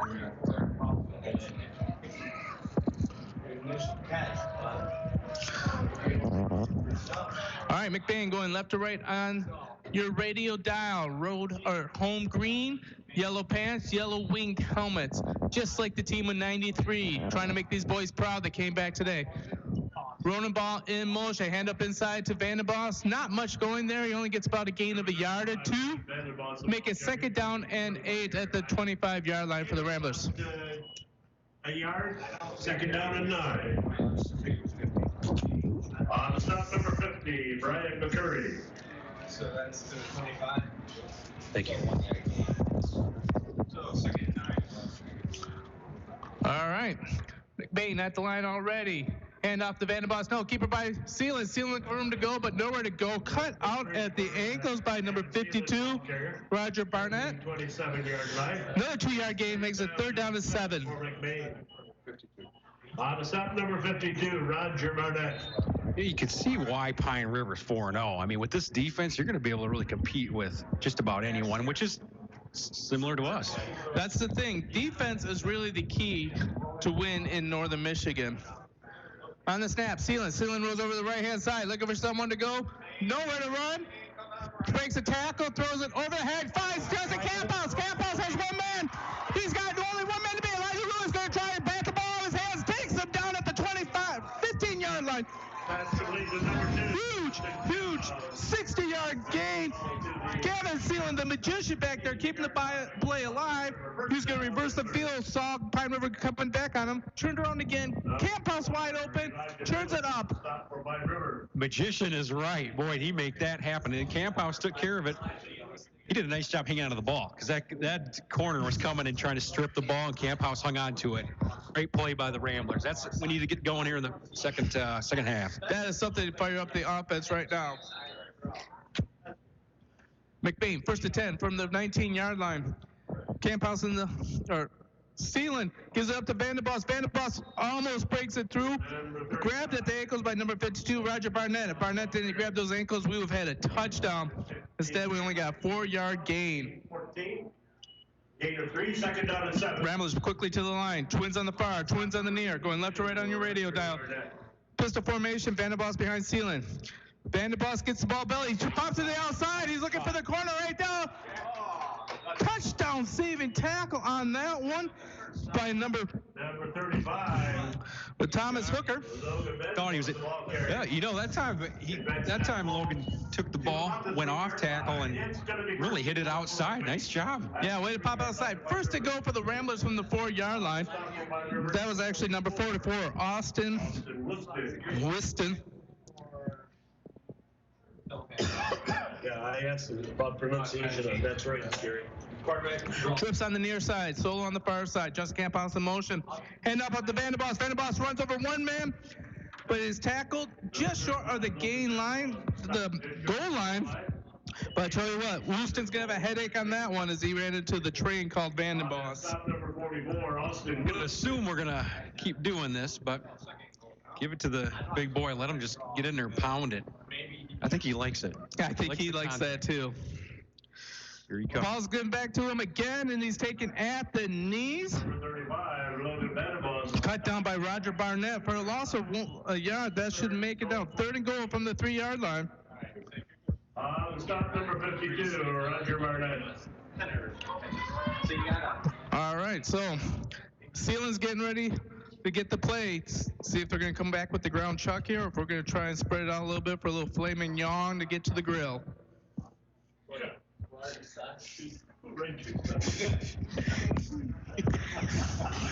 Shotgun formation. Inside handoff belly to Vanderboss. Vanderboss pushing the pile. Line drives it all the way through. No one has called a touchdown yet. They're calling him short of the goal line. 4th down and the nose of the ball for a touchdown. 3 straight handoffs to Vanderboss up the middle. Let's see what's going to happen right now. Camp House in motion. Quarterback right up the middle. Sealand scoots right through. Gets behind the Barnacles. The Barnacle boys clears the way. Touchdown, Ramblers. Sealand just put his head down and said, we're getting in. Yeah, that's one of those old times when you just turned your line and you said, who wants this one more, this 1 yard more? And this time McBain did. 8 minutes, 18 seconds left. McBain scores, makes the score 12-7. McBain is up.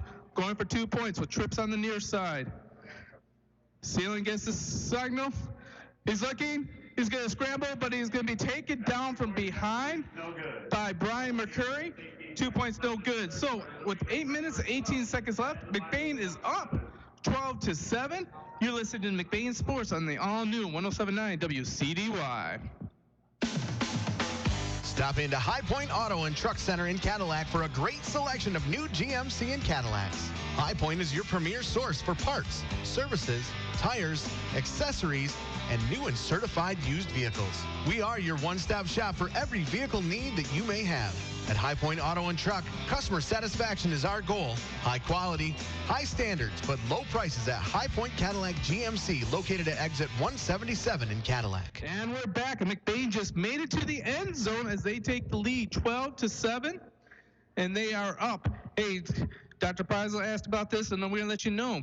You can listen to this anywhere in the world, and how do you do that? You just Google search 107.9 WCDY. The webpage will come right up on Google. Scroll on down, and then you will have a little button right here where it's going to say the Pine River Bucks versus the McBain Ramblers. Click on that button and you'll be able to listen to us online. That is brought to you by McLean Transmission. McLean Transmission is for anything transmission related and quality used cars. Head on over to McLean Transmission on LaChance Road between Cadillac and Lake City. Call 779-1394. George Brown kicks it off the ground, bounces it out a little bit, immediately covered up on that one at the 36-yard line by number 9, Lane Rupert. At the 37-yard line of Pine River, the Bucks will take over. Well, instead of the 43, it's the 36 anyway. That's a little better. Well, keep on pushing them back. Yep. All right, so once again, stepping on your cord. Sorry, Dr. Preisel. McBain's defense is going to have to stand up again here. Offense answered the bell right after the kickoff and drove. Now McBain needs to keep Pine River from getting there. Twins on the near, twins on the far. Lane underneath center. Fobble, Brian Fobble gets the handoff. Lane keeps it up the middle, breaks 2 tackles, but finally brought down on that one by Cade Brown. You know, one thing that you can see in the last 2 weeks is that the team has really been shooting at the knees and wrapping up around the legs and started trying to tackle up high. Yeah, and that's part.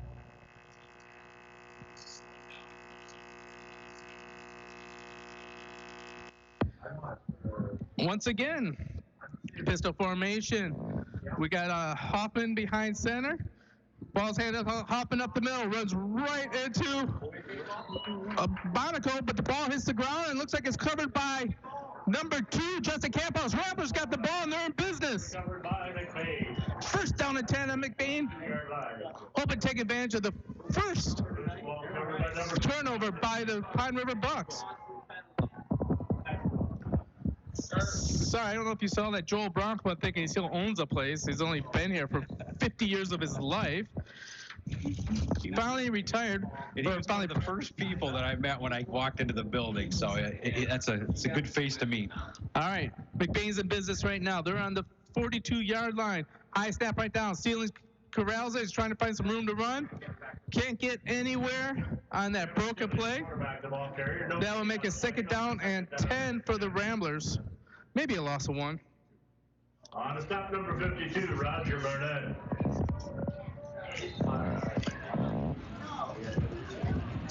Now, Dr. Price, I need to remind you, you're going to have to do the Judy K. Gildy Picture Perfect Play of the Game, the Hawkeye Player of the Game brought to you by Taylor Mechanical, the Huntington Electric Lineman of the Game, and then the George Johnson All Heart Player of the Game. So we keep those notes in mind. Sealand tries to throw a pass over there to Justin Campos, just a little bit high, falls incomplete. 3rd down and 10. He clapped his hands together. He knows that was on him. He tried, just kind of fired it a little bit high. He throws good ball, though, too. Yeah. First year, actually, well, his freshman year on JV, he played quarterback half the season, and that was it for his previous experience. This is the first time he's taken a full-time starting job. 6 minutes, 59 left in the 3rd quarter. McBain up 12-7. Just got the ball on a turnover. It is 3rd down and 10. We got a swing pass over there to Justin Campos. Campos puts his shoulder down, trying to get the 1st down. Falls short by 2 yards, but the 8-yard gain makes it 4th down and 2. McBain's going to hustle the line and see if they can get the ball snapped before Pine River can set up a defense. The stop, number 88, Marcus Jury. Nice run by Camphouse after the throw. Like Pine River almost got a hand on that pass, too.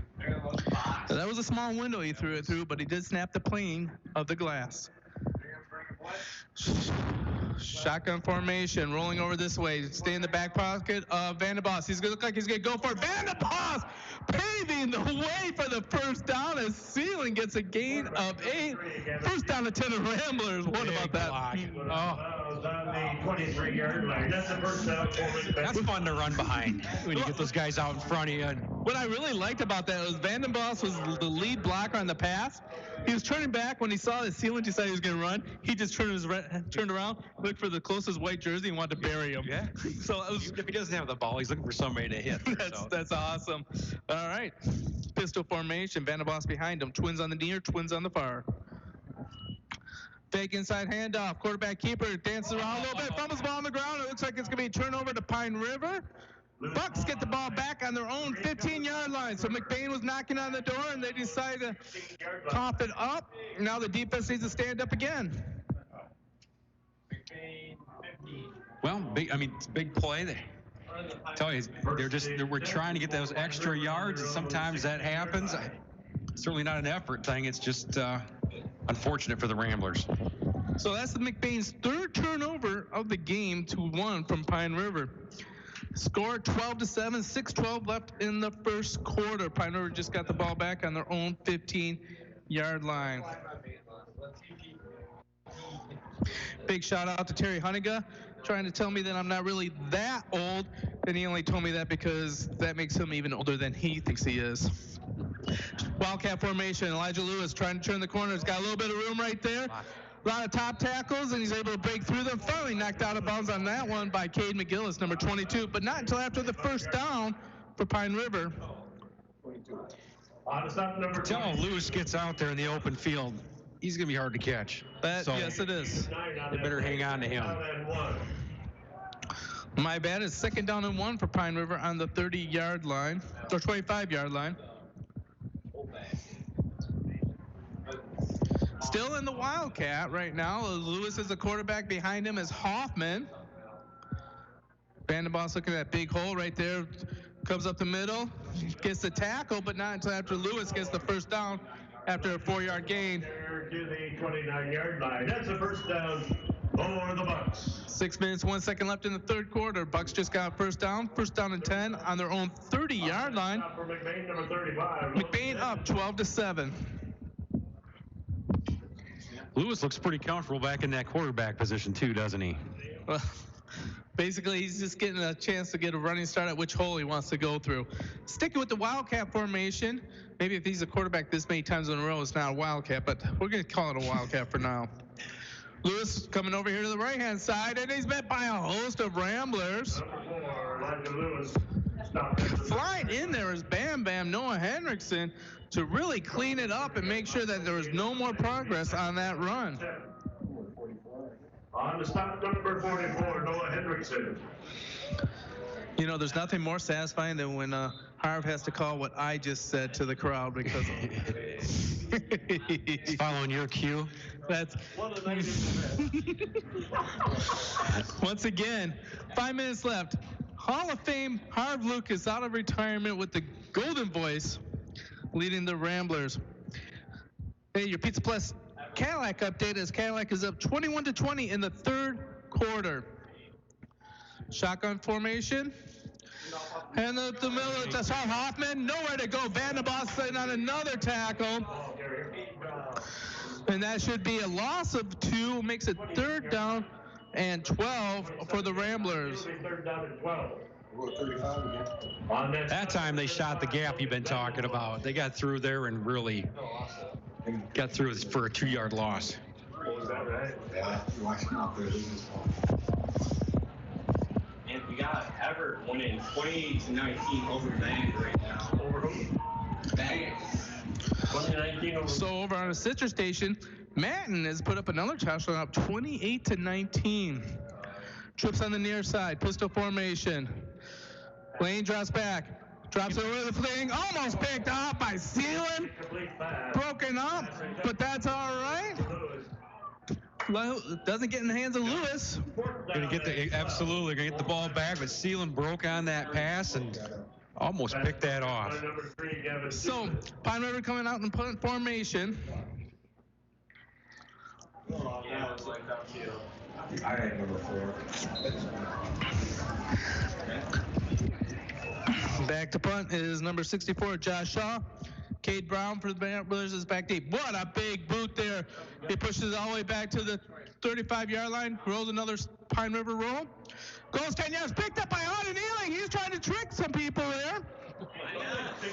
Came out of nowhere and gets a 10-yard gain, gets up to the 35-yard line. Reminds me of those plays where you have that guy deep on the field goal and he catches it and pretends like nothing happened. All of a sudden he's going to turn upfield and go. Well, I started laughing because I was turning away and I saw somebody green running by all the white. he picked it up and ran. Yeah, got a few extra yards.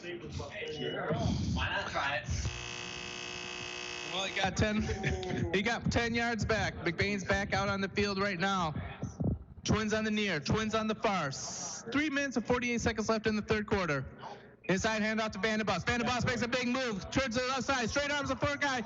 He's just knocking over Bucks left and right. He looks like a pinball, just racking up points as he finally gets taken down for a 20-yard gain and moves the ball all the way up to the Pine River 45-yard line. I mean, I love all these kids out here, but that kid, that's my play right now. I mean, he just took those guys for another 6-7 yards. Quickly, they got the ball back. Ball's on the ground. Sealand picks it up. He's going to turn something positive out, something really negative.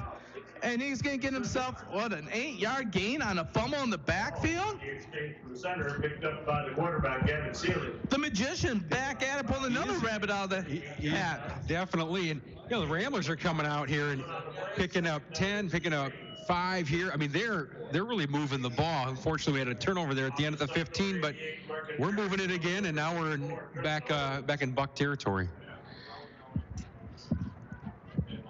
Everyone look at the wristbands. They got their play. Twins on the near, Twins on the far.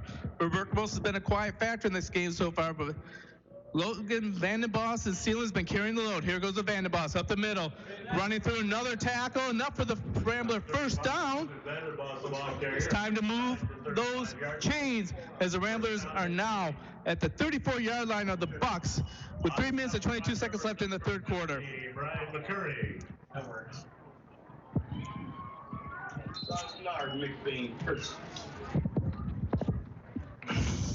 Audie Ainley checks into the game for Justin Camphouse.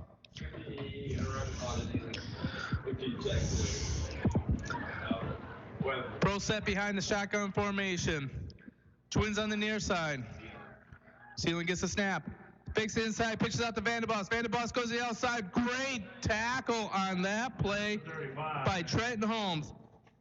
Textbook tackle as he just wrapped Vandenbos at the waist. 3 yards behind the line of scrimmage. Vandenbos just fell down and got 3 yards. Get back to the original line of scrimmage. Yeah. Pine River's coach is got to be happy with that tackle. That is absolutely textbook. And if you don't get him down, he's going to keep running. Yeah, you can either be the fly or the windshield, and at time Holmes didn't want to be the fly again.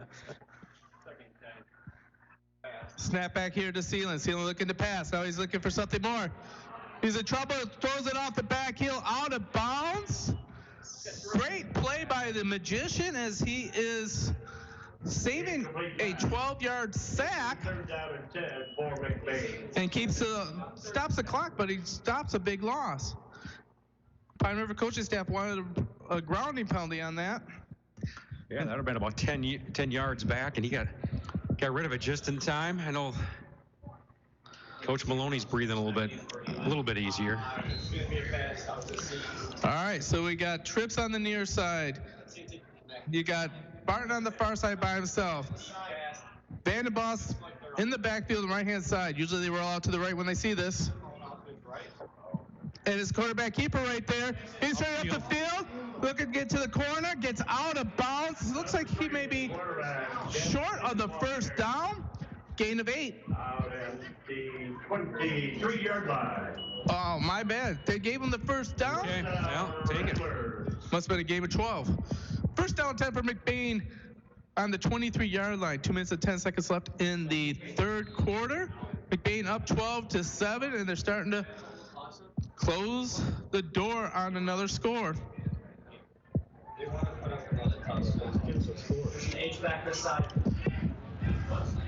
We got Justin Camphouse between the guard and the tackle here.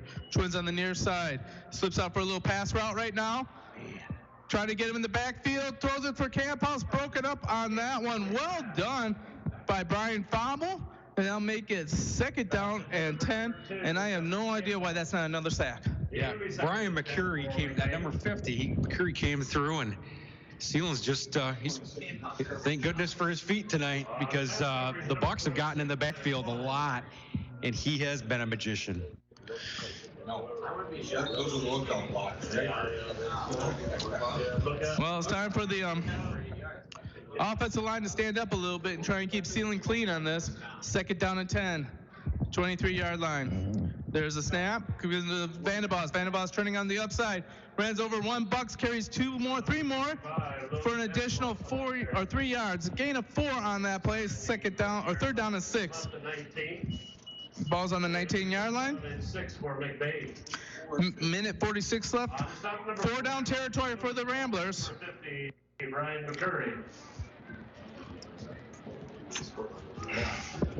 Twins on the near, twins on the far.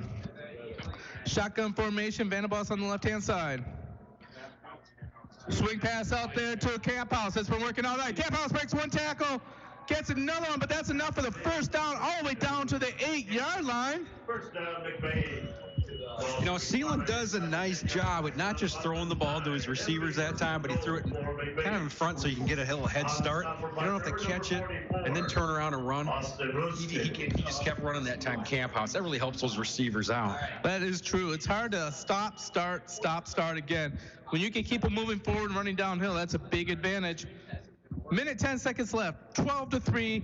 McBain 1st and goal from the 8-yard line. Camp House in motion right now. There's quarterback keeper there, but there's nowhere to go. Quarterback number 3, Kevin Sealy, ball carrier. No gain on the place. Big tackle on that one by Roger Barnett, number 52.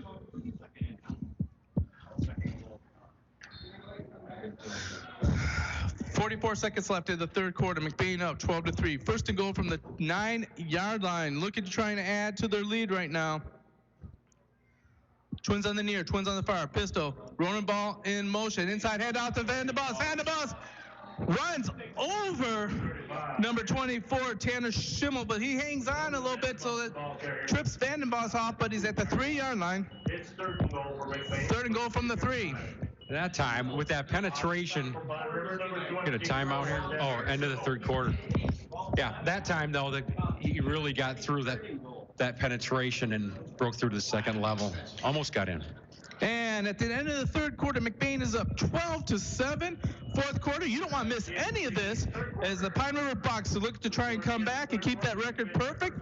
McBain trying to go 2-1 in the conference and keep the playoff hopes alive. You're listening to McBain Rambler Sports on the all-new 107.9 Wcdy. Your one-stop farm supply store is Falmouth Co-op in the heart of agriculture country. With locations at Falmouth and McBain, Falmouth Co-op has what you need to keep all your animals well-fed and healthy. Plus, bulk fuel and professional agronomy services like custom fertilizers and spraying and soil and grid sampling. Falmouth Co-op is your premier grain dealer and birdseed headquarters. And the McBain location has pizza, burgers, wings, and appetizers. Stop in today at either location in Falmouth and McBain. Falmouth Co-op is proud to support McBain's student athletes. In the small town of McBain lies a locally owned family pharmacy that takes pride in helping improve the health of every patient that comes through the door. At McBain Family Pharmacy, you're more than just a prescription. Here, you're family, and their experienced team of professionals are always available to answer any questions you may have regarding prescription and over-the-counter medications. McBain Family Pharmacy is your full-service family pharmacy for both traditional and compound medications. Call them today at 231-825-8175. That's 231-825-8175. Or stop by their store, located at 119 North Roland Street in McBain. And we're back in McBain. Friday night, rain is now starting to come. McBain, 1st and goal from the 2-yard line, start of the 4th quarter. Looking to add some points as they are up 12-7. It's been all defense all 2nd half. 3rd and goal from the 2-yard line. And now McBain is trying to punch it in to expand their lead.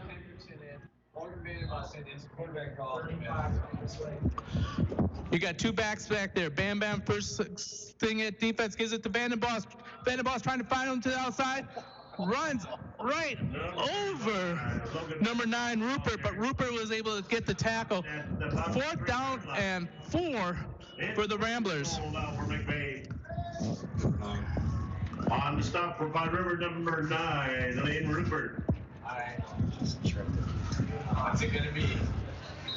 Well, boys. Is Henderson on there? You got trips on the far side.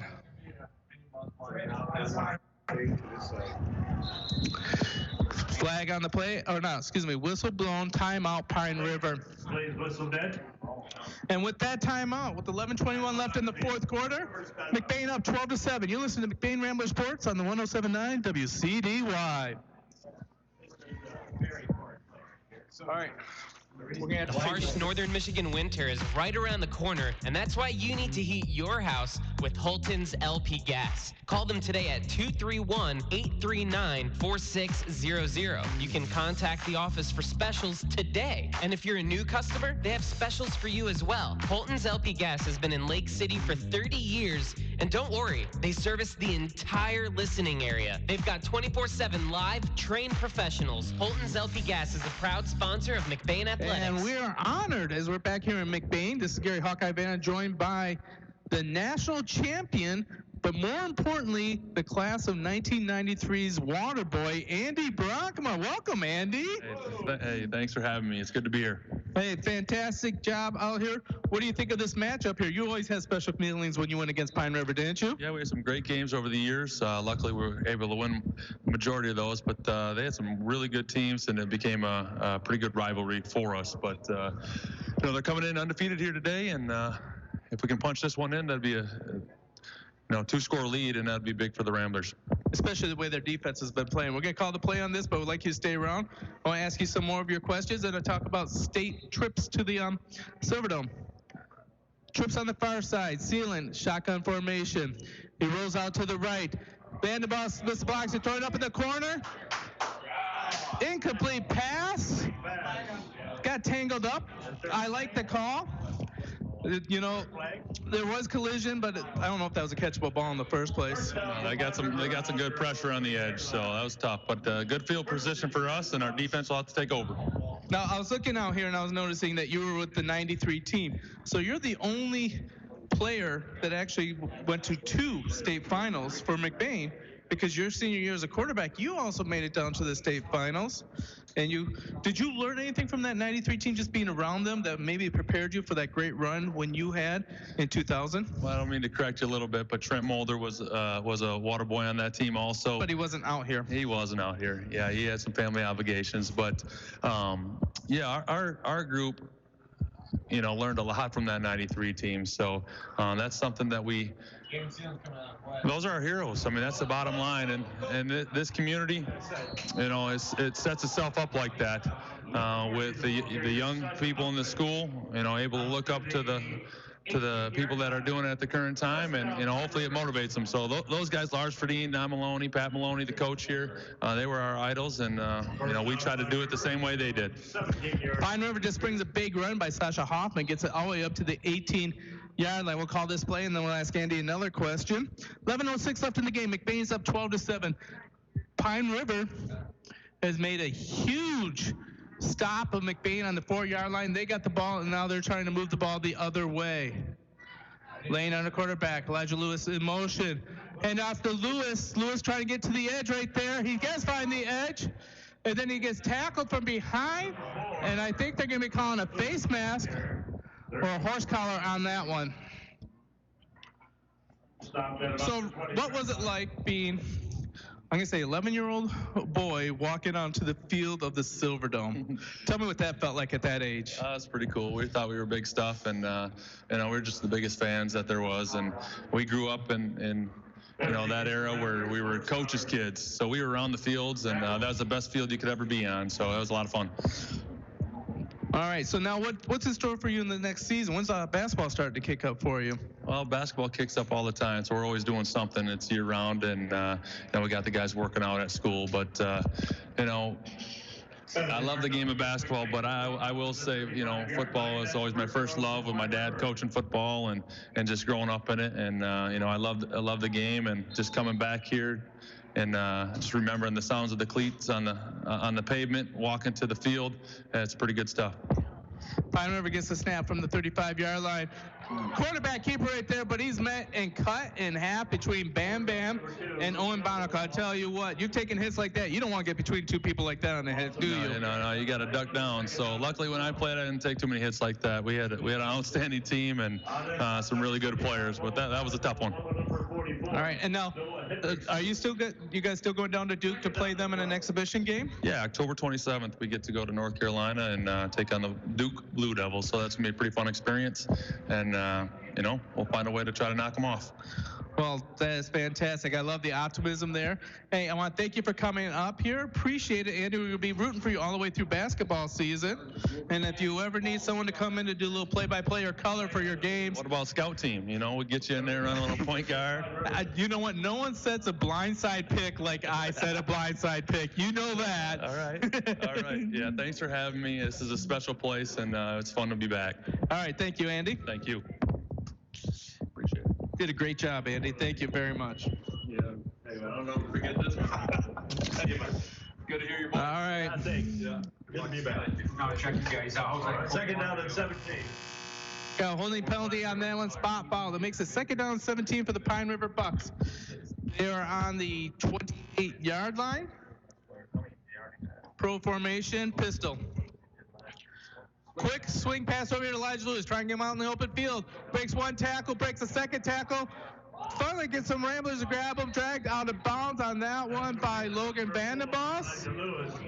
Enough for an 8-yard gain. The 38-yard line. It's going to be third down and 7 for the. Tell you what, both teams want this real bad as they are starting to make each other's presence known and making sure they're policing the game on the line. Pine River having a nice little drive going here. Third down and 7. We got wings on each side. Elijah Lewis in motion here. They fake it. They get an offside penalty by the McBain Ramblers. And that should make it a short third down and 2 for the Bucks. 9 minutes, 25 seconds left in the game. McBain's up 12-7. Bucks held on the 3-yard line and got the turnover, and now they're starting to move the ball the opposite direction.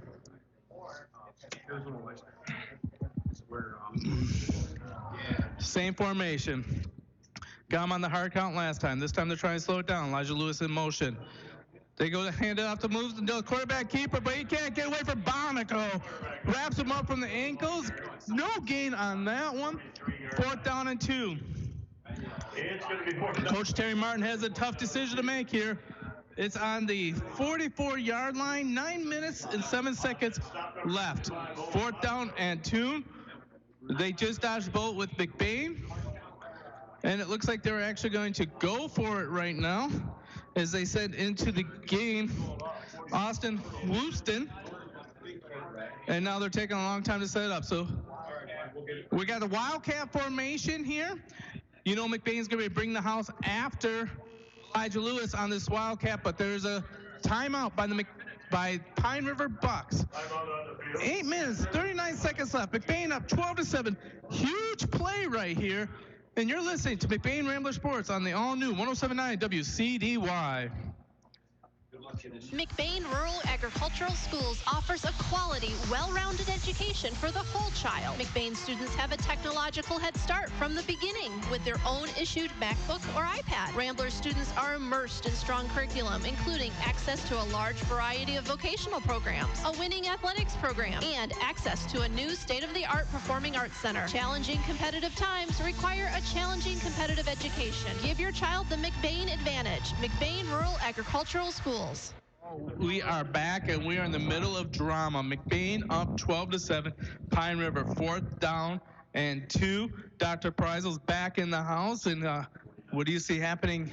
Well, I just our defense needs to continue to hold on here, and I can't. This is just a really evenly matched game. I mean, there's a lot of times it's the ball a lot better, but Pine River's defense stepped up huge twice when we were deep in their territory. So hence you got a 12-7 game. All right. Pine River breaks the huddle. They are going to be in the Wildcat formation. Elijah Lewis is the quarterback. Going out for the sweep right there. He finds a seam, breaks it out to the outside. He's got enough for the first down, brought down by Kay McGillis, but he's going to get all the way to the 50-yard line. First down and 10 for the Bucks.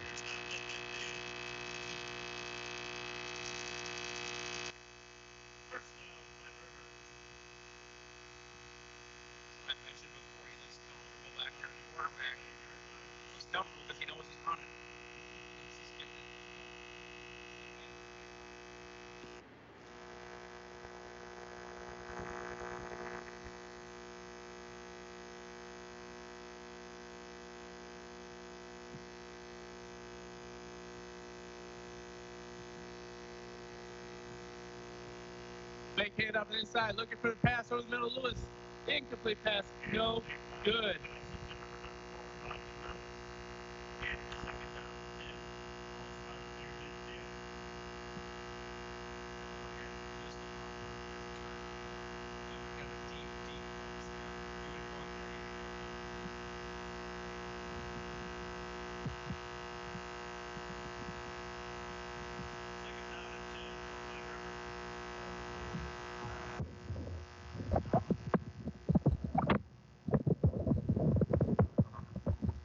Elijah Lewis in motion, handoff, trying to get to the outside there. Runs over a couple Ramblers, still on his feet. Finally gets the first down to the 35-yard line. Bucks are continuing to move. Near the 35-yard line of McBain. First down, Bucks. Been running hard the whole game, but he's got a little bit of desperation in his step, it seems like. Really starting to turn it up.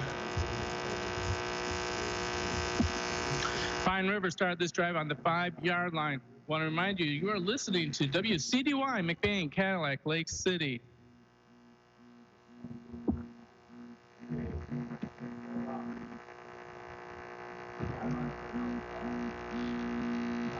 Pro formation, hand off to Elijah Lewis. It's been all Lewis all drive, and Lewis puts his head down, gets another big gain.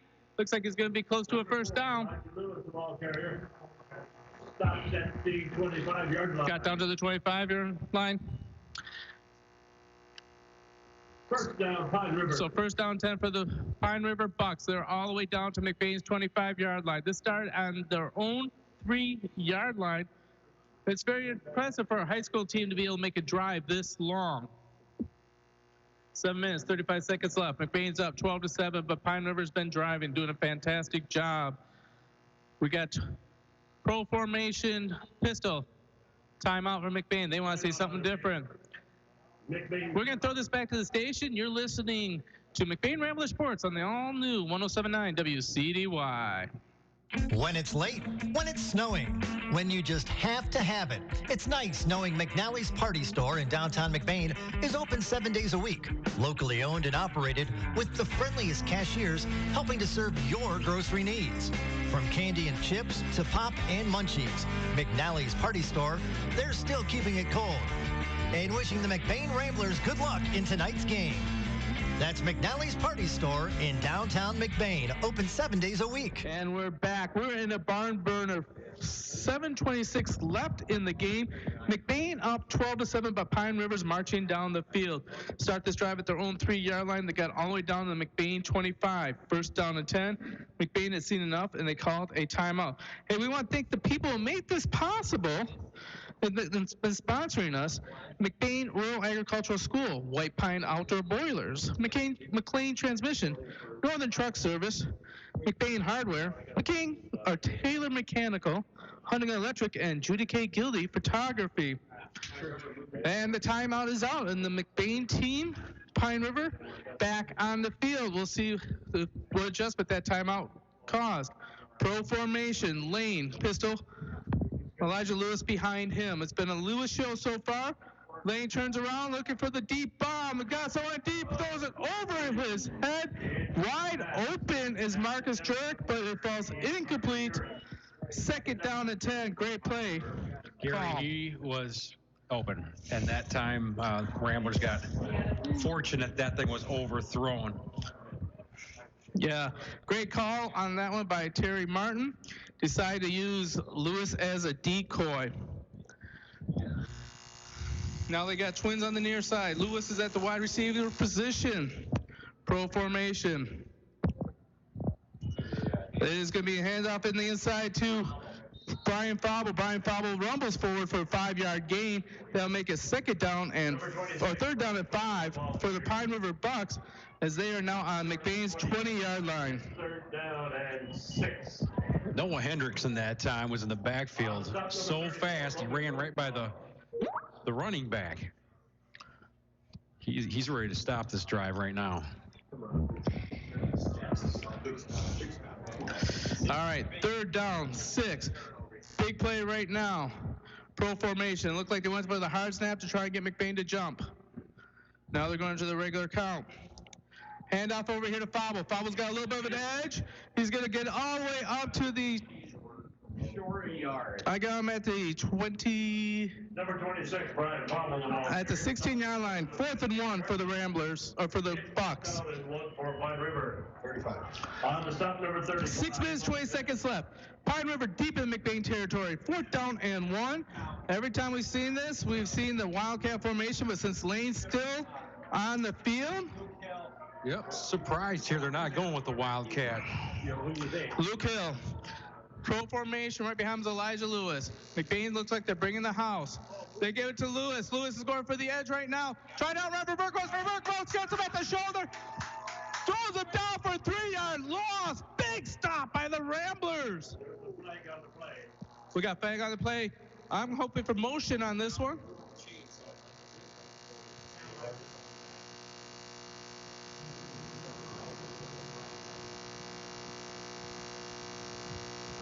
They're going to make a first down. The ball goes over to McBain. McBain defense stands up. 20-yard line.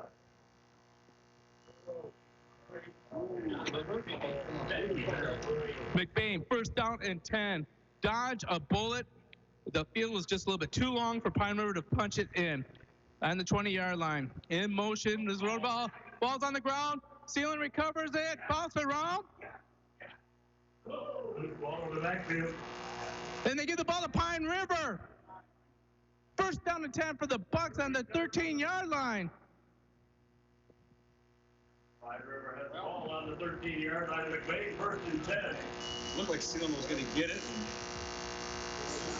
And dropped on it.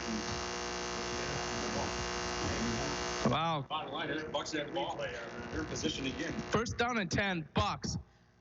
All that momentum, the Lady Mo has now gone back into the white and white as the Bucks going right or left to right on your radio dial, back in business, and they have a short field to deal with. Pro formation right now. Luke Hill in the pistol. Here comes the snap. He looks like he's giving up to Hopper. Hopper coughs it up. Ball's on the ground. This is going to be a big game play right here. McBain says they have it. Pine River says they have it. What's the ref say?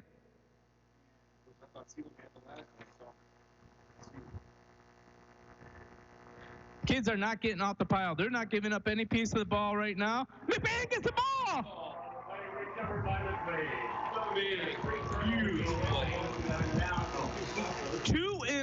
Two fumbles in a row. A lot of drama. But let's set it up for you. McBain has the ball right now on their own 14-yard line. 5 minutes and 42 seconds left. 12-7. Ramblers are up. We are in for a barn burner.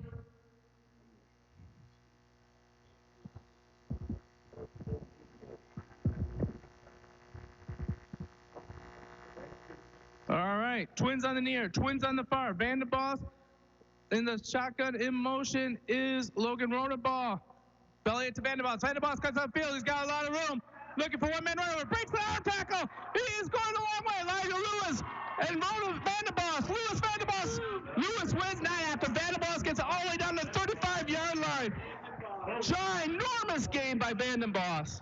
Vandenboss with a huge run, and it was almost comical watching him run out here. And the number, well, I won't say his number, but the cornerback out here didn't want anything to do with him, ran right through his arms, and Lewis, with his speed, finally got him down. Great one. It looked like near the end of it, Vanderboss was looking at Lewis and said, "You really want a piece of this? You really want a piece of this? Come on, bring it on." And Lewis was like, "I'm going to bring it on." "Okay, bring it on."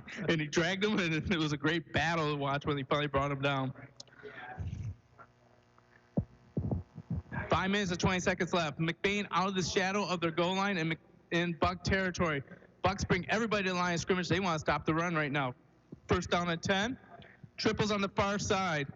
On Ailing, readjusted. Pistol formation. Sealand drops the ball, but he recovers his own fumble. It will be on the 40-yard line. Second down and 13. The 40-yard line. Loss of 3 is the second down and 13. I'm sure Coach Maloney's going to be working on these exchanges or pistol formations, whatever it may be. It's certainly not what he wants, but I know it's not what the players want either. You got to clean that up, though. No, it isn't. But, you know, if there's anything good about that, the clock's still running. Yeah, true. 4 minutes and 30 seconds left in the game. McBain trying to hang on, and that's the key word. Hang on to a 12-7 lead. We're in the fourth quarter. Twins on the near, twins on the far. Vanderboss on the left-hand side. We got Camphouse in motion. Keeper right here. Sealand's trying to see what he can do for it. Heads to the corner here, but I think I saw a flag thrown out on the corner. Quarterback number 3, Gavin Sealand, ball. He got a gain of 2, but there may be a little laundry that's going to cause a little problem. Ball's going to be spotted about 38-yard line. There's the flag on the field. Holding against the Ramblers. It'll be a spot foul, so it will move it back. I would assume it's going to be second down and 22 for the Ramblers. Maybe it's second down and 20 because where the flag is, it's right at the first down marker. Pine River declines it, makes it third down. So the ball's going to be spotted on the and 12 for the Ramblers. line. Third down and 12. Interesting play call here, huh? Third and 12. I think the second 22 from the 50. Everybody's up on the line. There is no one more than 8 yards from the line of scrimmage for the Bucks. Sealand drops back to pass. He's going to throw it deep order for Berkmos. For Berkmos, smack shoulder catch, out of bounds. They say no catch. He was out of bounds when he did that. You know, it's the first time they really took a shot down there at Berkmos. Catches the ball, just apparently out of bounds. And I tell you what, that line judge was right there on it. He had a better view than I do, so I'm going to trust he made the right call. Refs are doing a fantastic job with this game. Complete pass out of bounds, stops the clock. 3 minutes, 47 seconds left. McBain up 12-7. They're in the maroon zone, so they're going to be 4 down territory. 4th down and 12. Twin on the near, twin on the far. Bucks cornerbacks are deep. Sealand drops back. He's going to throw it deep. He wants it all. He's got it. And he gets it to Vanderboss, and it's dropped. It's because of Logan rolling ball, incomplete pass, turnover and downs, Bucks ball. They're going to make the first down. The ball's over to Pine River out there. Call on the defense again. Here we go. 2 shots there, though. You know, the one caught out of bounds. That one, thought he had it there for a second, but defense, here we go. And those are one of those balls that you want to go for the end zone because if it's intercepted, it's not a bad thing. No, exactly. You know, it was an interesting call by Pine River's coach to decline that. However, you know, he's looking at clock management too, and he wanted to make him 3rd down. Well, you know what? Here's their chance. 3:40. See if our defense can hold up. 3 minutes, 40 seconds left. 12-7. McBain is up. Pine River's got the ball. They got 2 wings. Pistol formation. Hand off to Elijah Lewis. Lewis trying to get the outside. Nowhere to go. I believe that would probably be a little Bonico action on that one with the penetration and getting the ankles of Lewis right away. Great job by Bonico. Seems like you're seeing Bonico and Hendrickson. They're in the backfield an awful lot here. Doing a nice job getting the penetration, hanging on to Lewis. All right, Lewis at the wide receiver, slot position. Pro set, pistol formation. Camphouse creeping in for the blitz. Camphouse is coming. There's the pass through the hands of Marcus Jurek. That would make it incomplete. 3rd down and 13. 2 minutes, 57 seconds left. McBain Ramblers trying to hold on. Bucks have been all offense all 4th quarter, but they haven't gotten over the golden line. Defense needs to stand up again.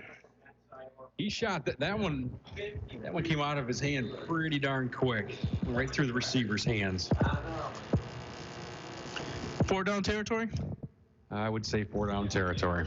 All right. We are now in the Wildcat formation. Elijah Lewis under center. He's going to run to the near side. Cuts back up the middle, going back to the backside. Cade Brown grabs on the back. He looks like he's a water skier, dragging his feet, and the boat of Elijah Lewis drags it forward. They'll make it 4th down and 6 for the Bucks. Yeah, there's that don't quit attitude. Cade Brown coming, kind of ran by the runner, and he ran him right down and stayed with the play. Well done. 4th and 6. Could be the play of the game right now. 2 minutes, 25 seconds to go. Clock is rolling. McBain's up 12-7. Luke Hill comes back at quarterback. Elijah Lewis is going to be slot receiver on the far side.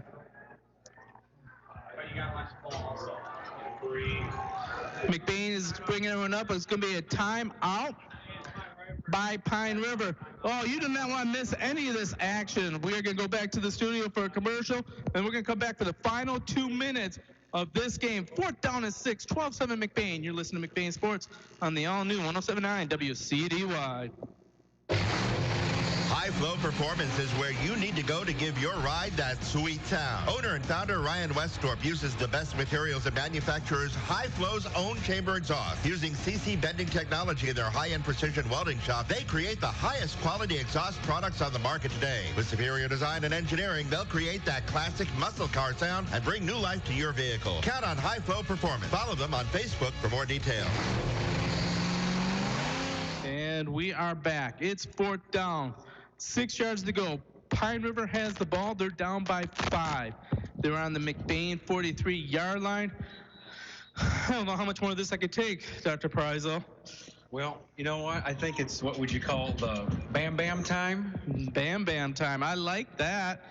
Let's see, a little Noah Hendrickson. He's ready to go. It's been very impressive tonight. Pin his ears back and watch him go. Bucks. Pistol formation with the pro set behind him. Elijah Lewis is one of the 2 pros. It's a Lewis. Lewis is going to the end. Turn to the inside. I tell you what, Dr. Pryzel, tackle. It was made by number 44, Noah Hendrickson. You called it before it happened, and with the way you scripted. You know, he just came through, and you can see in the last few plays here, that guy's gotten stronger throughout the 4th quarter. Wow. It's a team effort, but I'll tell you what, that boy's a great defensive leader. What a great play, and I got to give props to you for calling it right before it happened. Well, a little luck, but thanks. I've heard of Nostradamus, but I think we have Nostra Pryzel. Minute 59 left in the game. McBain looks like they're getting ready to do the victory formation. Takes a snap, takes the knee. Clock is rolling. 2 minutes left. McBain looks like they can run the clock out. 35 seconds between plays. Mathematically, they should be able to do this. Pine River is out of timeout. The game is going to be a little anticlimactic, but boy, what a fantastic game and a 4th quarter. You know, sometimes big scoring is more excitement, but I tell you what, I was on the edge of my seat this whole game. You know, and I know I've said it twice already, but I'll say it again. The difference in this defense from the first game to this game, I mean, the offense is doing a nice job, but the defense is just remarkable as far as the improvement. All right. So McBain decides to run the ball up to Vandenbos up the middle from the shotgun, trying to get a couple extra seconds off. I don't think the math lined up perfectly to nail all 4 plays. Conservative play right there. Now it's 3rd down and 7. We're under a minute left in the game. The rain's coming in. McBain is returning to the victory formation. They're going to try and bring it down as far as they can. There's the 10-second clock. They're not going to be able to do the official 2 times in a row. Starts the countdown. Sealing under center. Sealing goes straight to his knee. 32 seconds left. that will be the last snap. Well, let's see what happens here. 23 seconds left. And McBain's coming off. Looks like they are going to knock off the undefeated Pine River Bucks. They expected this game to be an easy game. Bucks have just been fantastic, playing great defense, offense, three-headed monster. Great job. But now it's double zeros. McBain is victorious, 12-7 over the previously undefeated, now 4-1 Pine River Bucks. You are listening to McBain Ramblers Sports on the all-new 107.9 Wcdy. Crandall Precision is your start-to-finish custom machine shop specializing in custom machine components and repair work with no minimum quantity limit. Need a special part you're having a hard time finding? Bring it to Crandall Precision and see what they can do for you. Crandall Precision has been offering fast, high-quality work for over 35 years, and they are committed to continuing that for years to come. Call Crandall Precision at 231-775-7101. That's 231-775-7101. Or you can reach them by email at crandallprecision@gmail.com. Crandall Precision, high-quality custom machine parts for any project, big or small. The harsh northern Michigan winter is right around the corner, and that's why you need to heat your house with Holton's LP Gas. Call them today at 231-839-4600. You can contact the office for specials today. And if you're a new customer, they have specials for you as well. Holton's LP Gas has been in Lake City for 30 years, and don't worry, they service the entire listening area. They've got 24/7 live, trained professionals. Holton's LP Gas is a proud sponsor of McBain Athletics.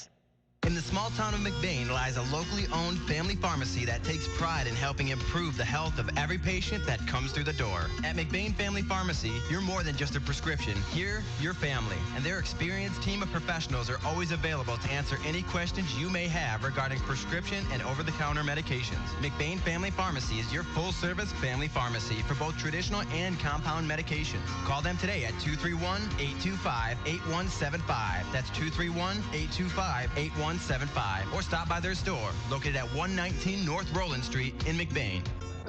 Good Friday night, and a great Friday night if you're a Rambler fan, as the Ramblers are victorious against the Pine River Bucks, 12-7. Coming with the new tradition of the family circle, as in the rain is coming, but the fans are coming out to give the McBain Rambler cheer. This is Gary Hawkeye Bennett. I'm joined by Dr. Steve Preisel. You are listening to the AMP Wireless postgame show covering all of McBain, Lucas, Vogel Center, Lake City, and Falmouth. Tired of rural internet that does not work? Call Aaron Pluger at AMP Wireless. He'll get you hooked up with the fastest speeds and the best internet connection in this area. Oh, Dr. Preisel, what a game. You come in and you have a great one right away. I'll tell you what, this is the first game, and some of the people are going out there. We know this is your first game, we can tell maybe, but as far as color commentating, I love sports, love football, and what a game to be able to be a part of. Pine River is a real formidable team. I mean, they, like we were talking during the game, whenever you got a defense like Pine River or in McBain, us, you're going to compete, and whoever plays them better be ready to go. And I tell you what, Pine River may have lost today, but they are going to be making it to the postseason. They are that good. All right, so final stats there. Can you tell us about that and how McBain did their scoring? Yep, we've got, we're going to go through team totals here.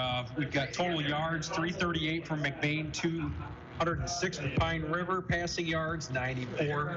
McBain, 25 for Pine River. 3 turnovers for the Ramblers, 2 turnovers for Pine River. And we have penalties, not too bad. It looks like we have 20 for McBain, 42 for Pine River. Leaders for McBain, Gavin Seelan, 135 yards rushing, 2 touchdowns. Leading receiver was Justin Camphouse with 86 receiving yards. The game went like this. You got first quarter, McBain touchdown, Gavin Seelan 50 yards. The point after was no good. Pine River, 9-yard touchdown run, and the point was good.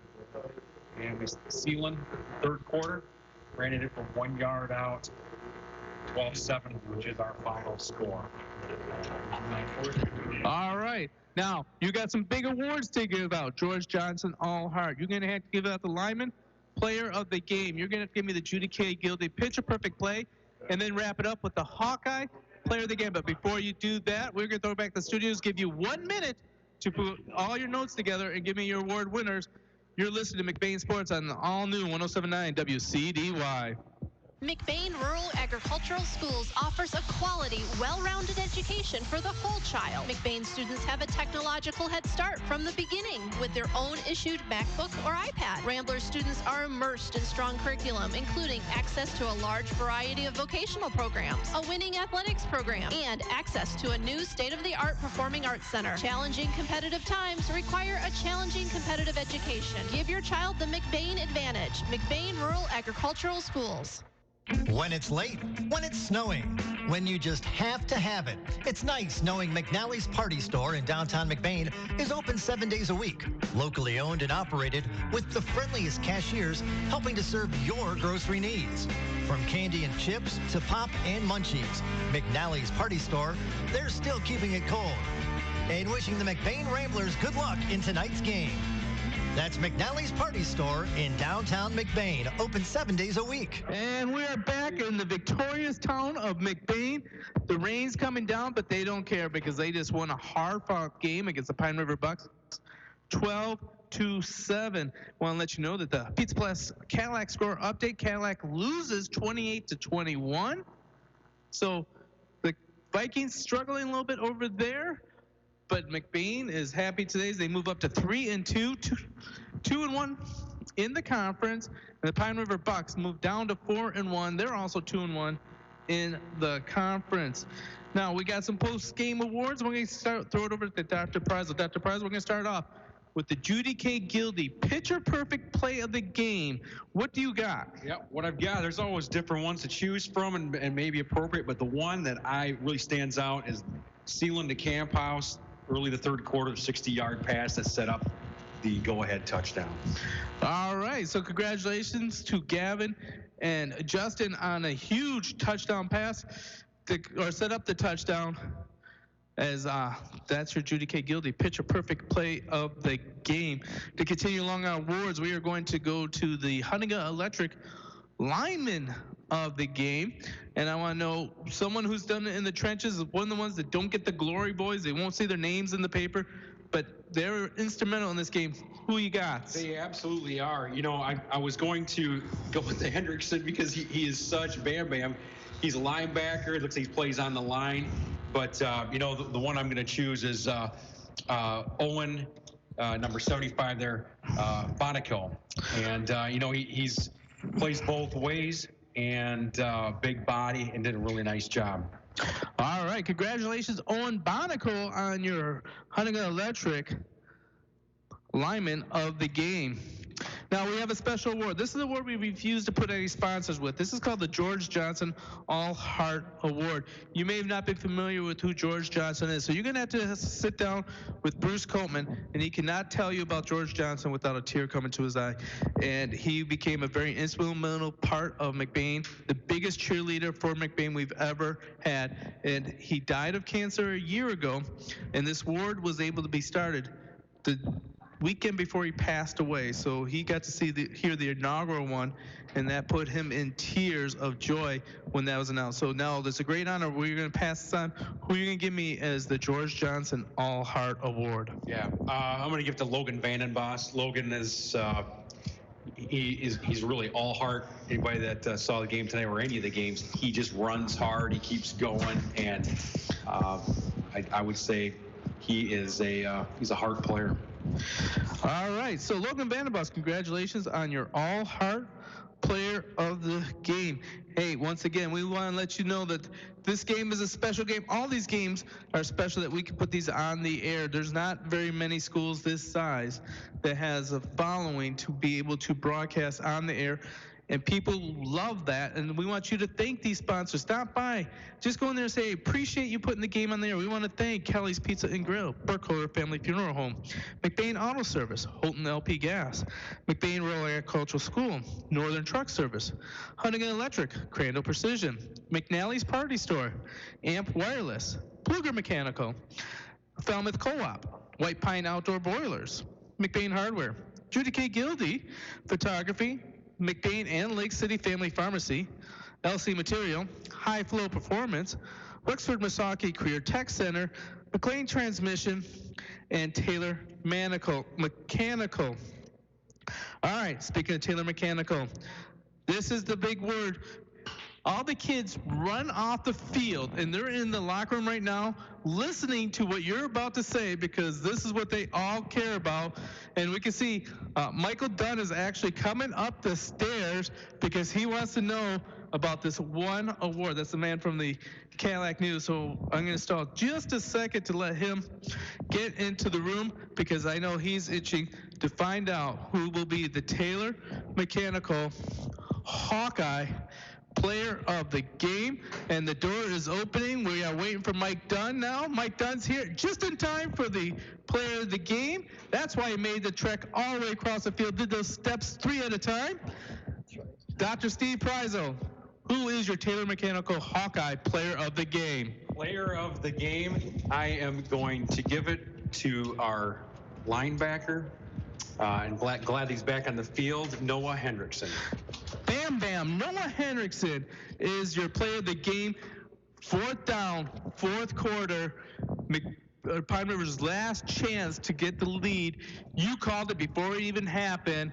Elijah Lewis brought down in not such a nice way by Bam Bam Noah Hendrickson. He is your Hawkeye Player of the Game. Wow. Any last thoughts of the game?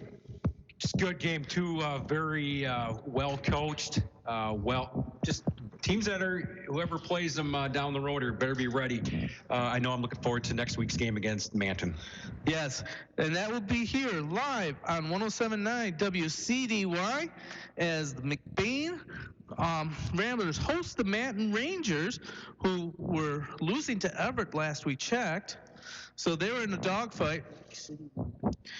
And I know Lake City also handed it to Beale City, so Beale City is 0-5. What a weird stat to say. Hey, for our producer and engineer, Zach Wiggins, the birthday boy for Gary Hawkeye Vanna and for Dr.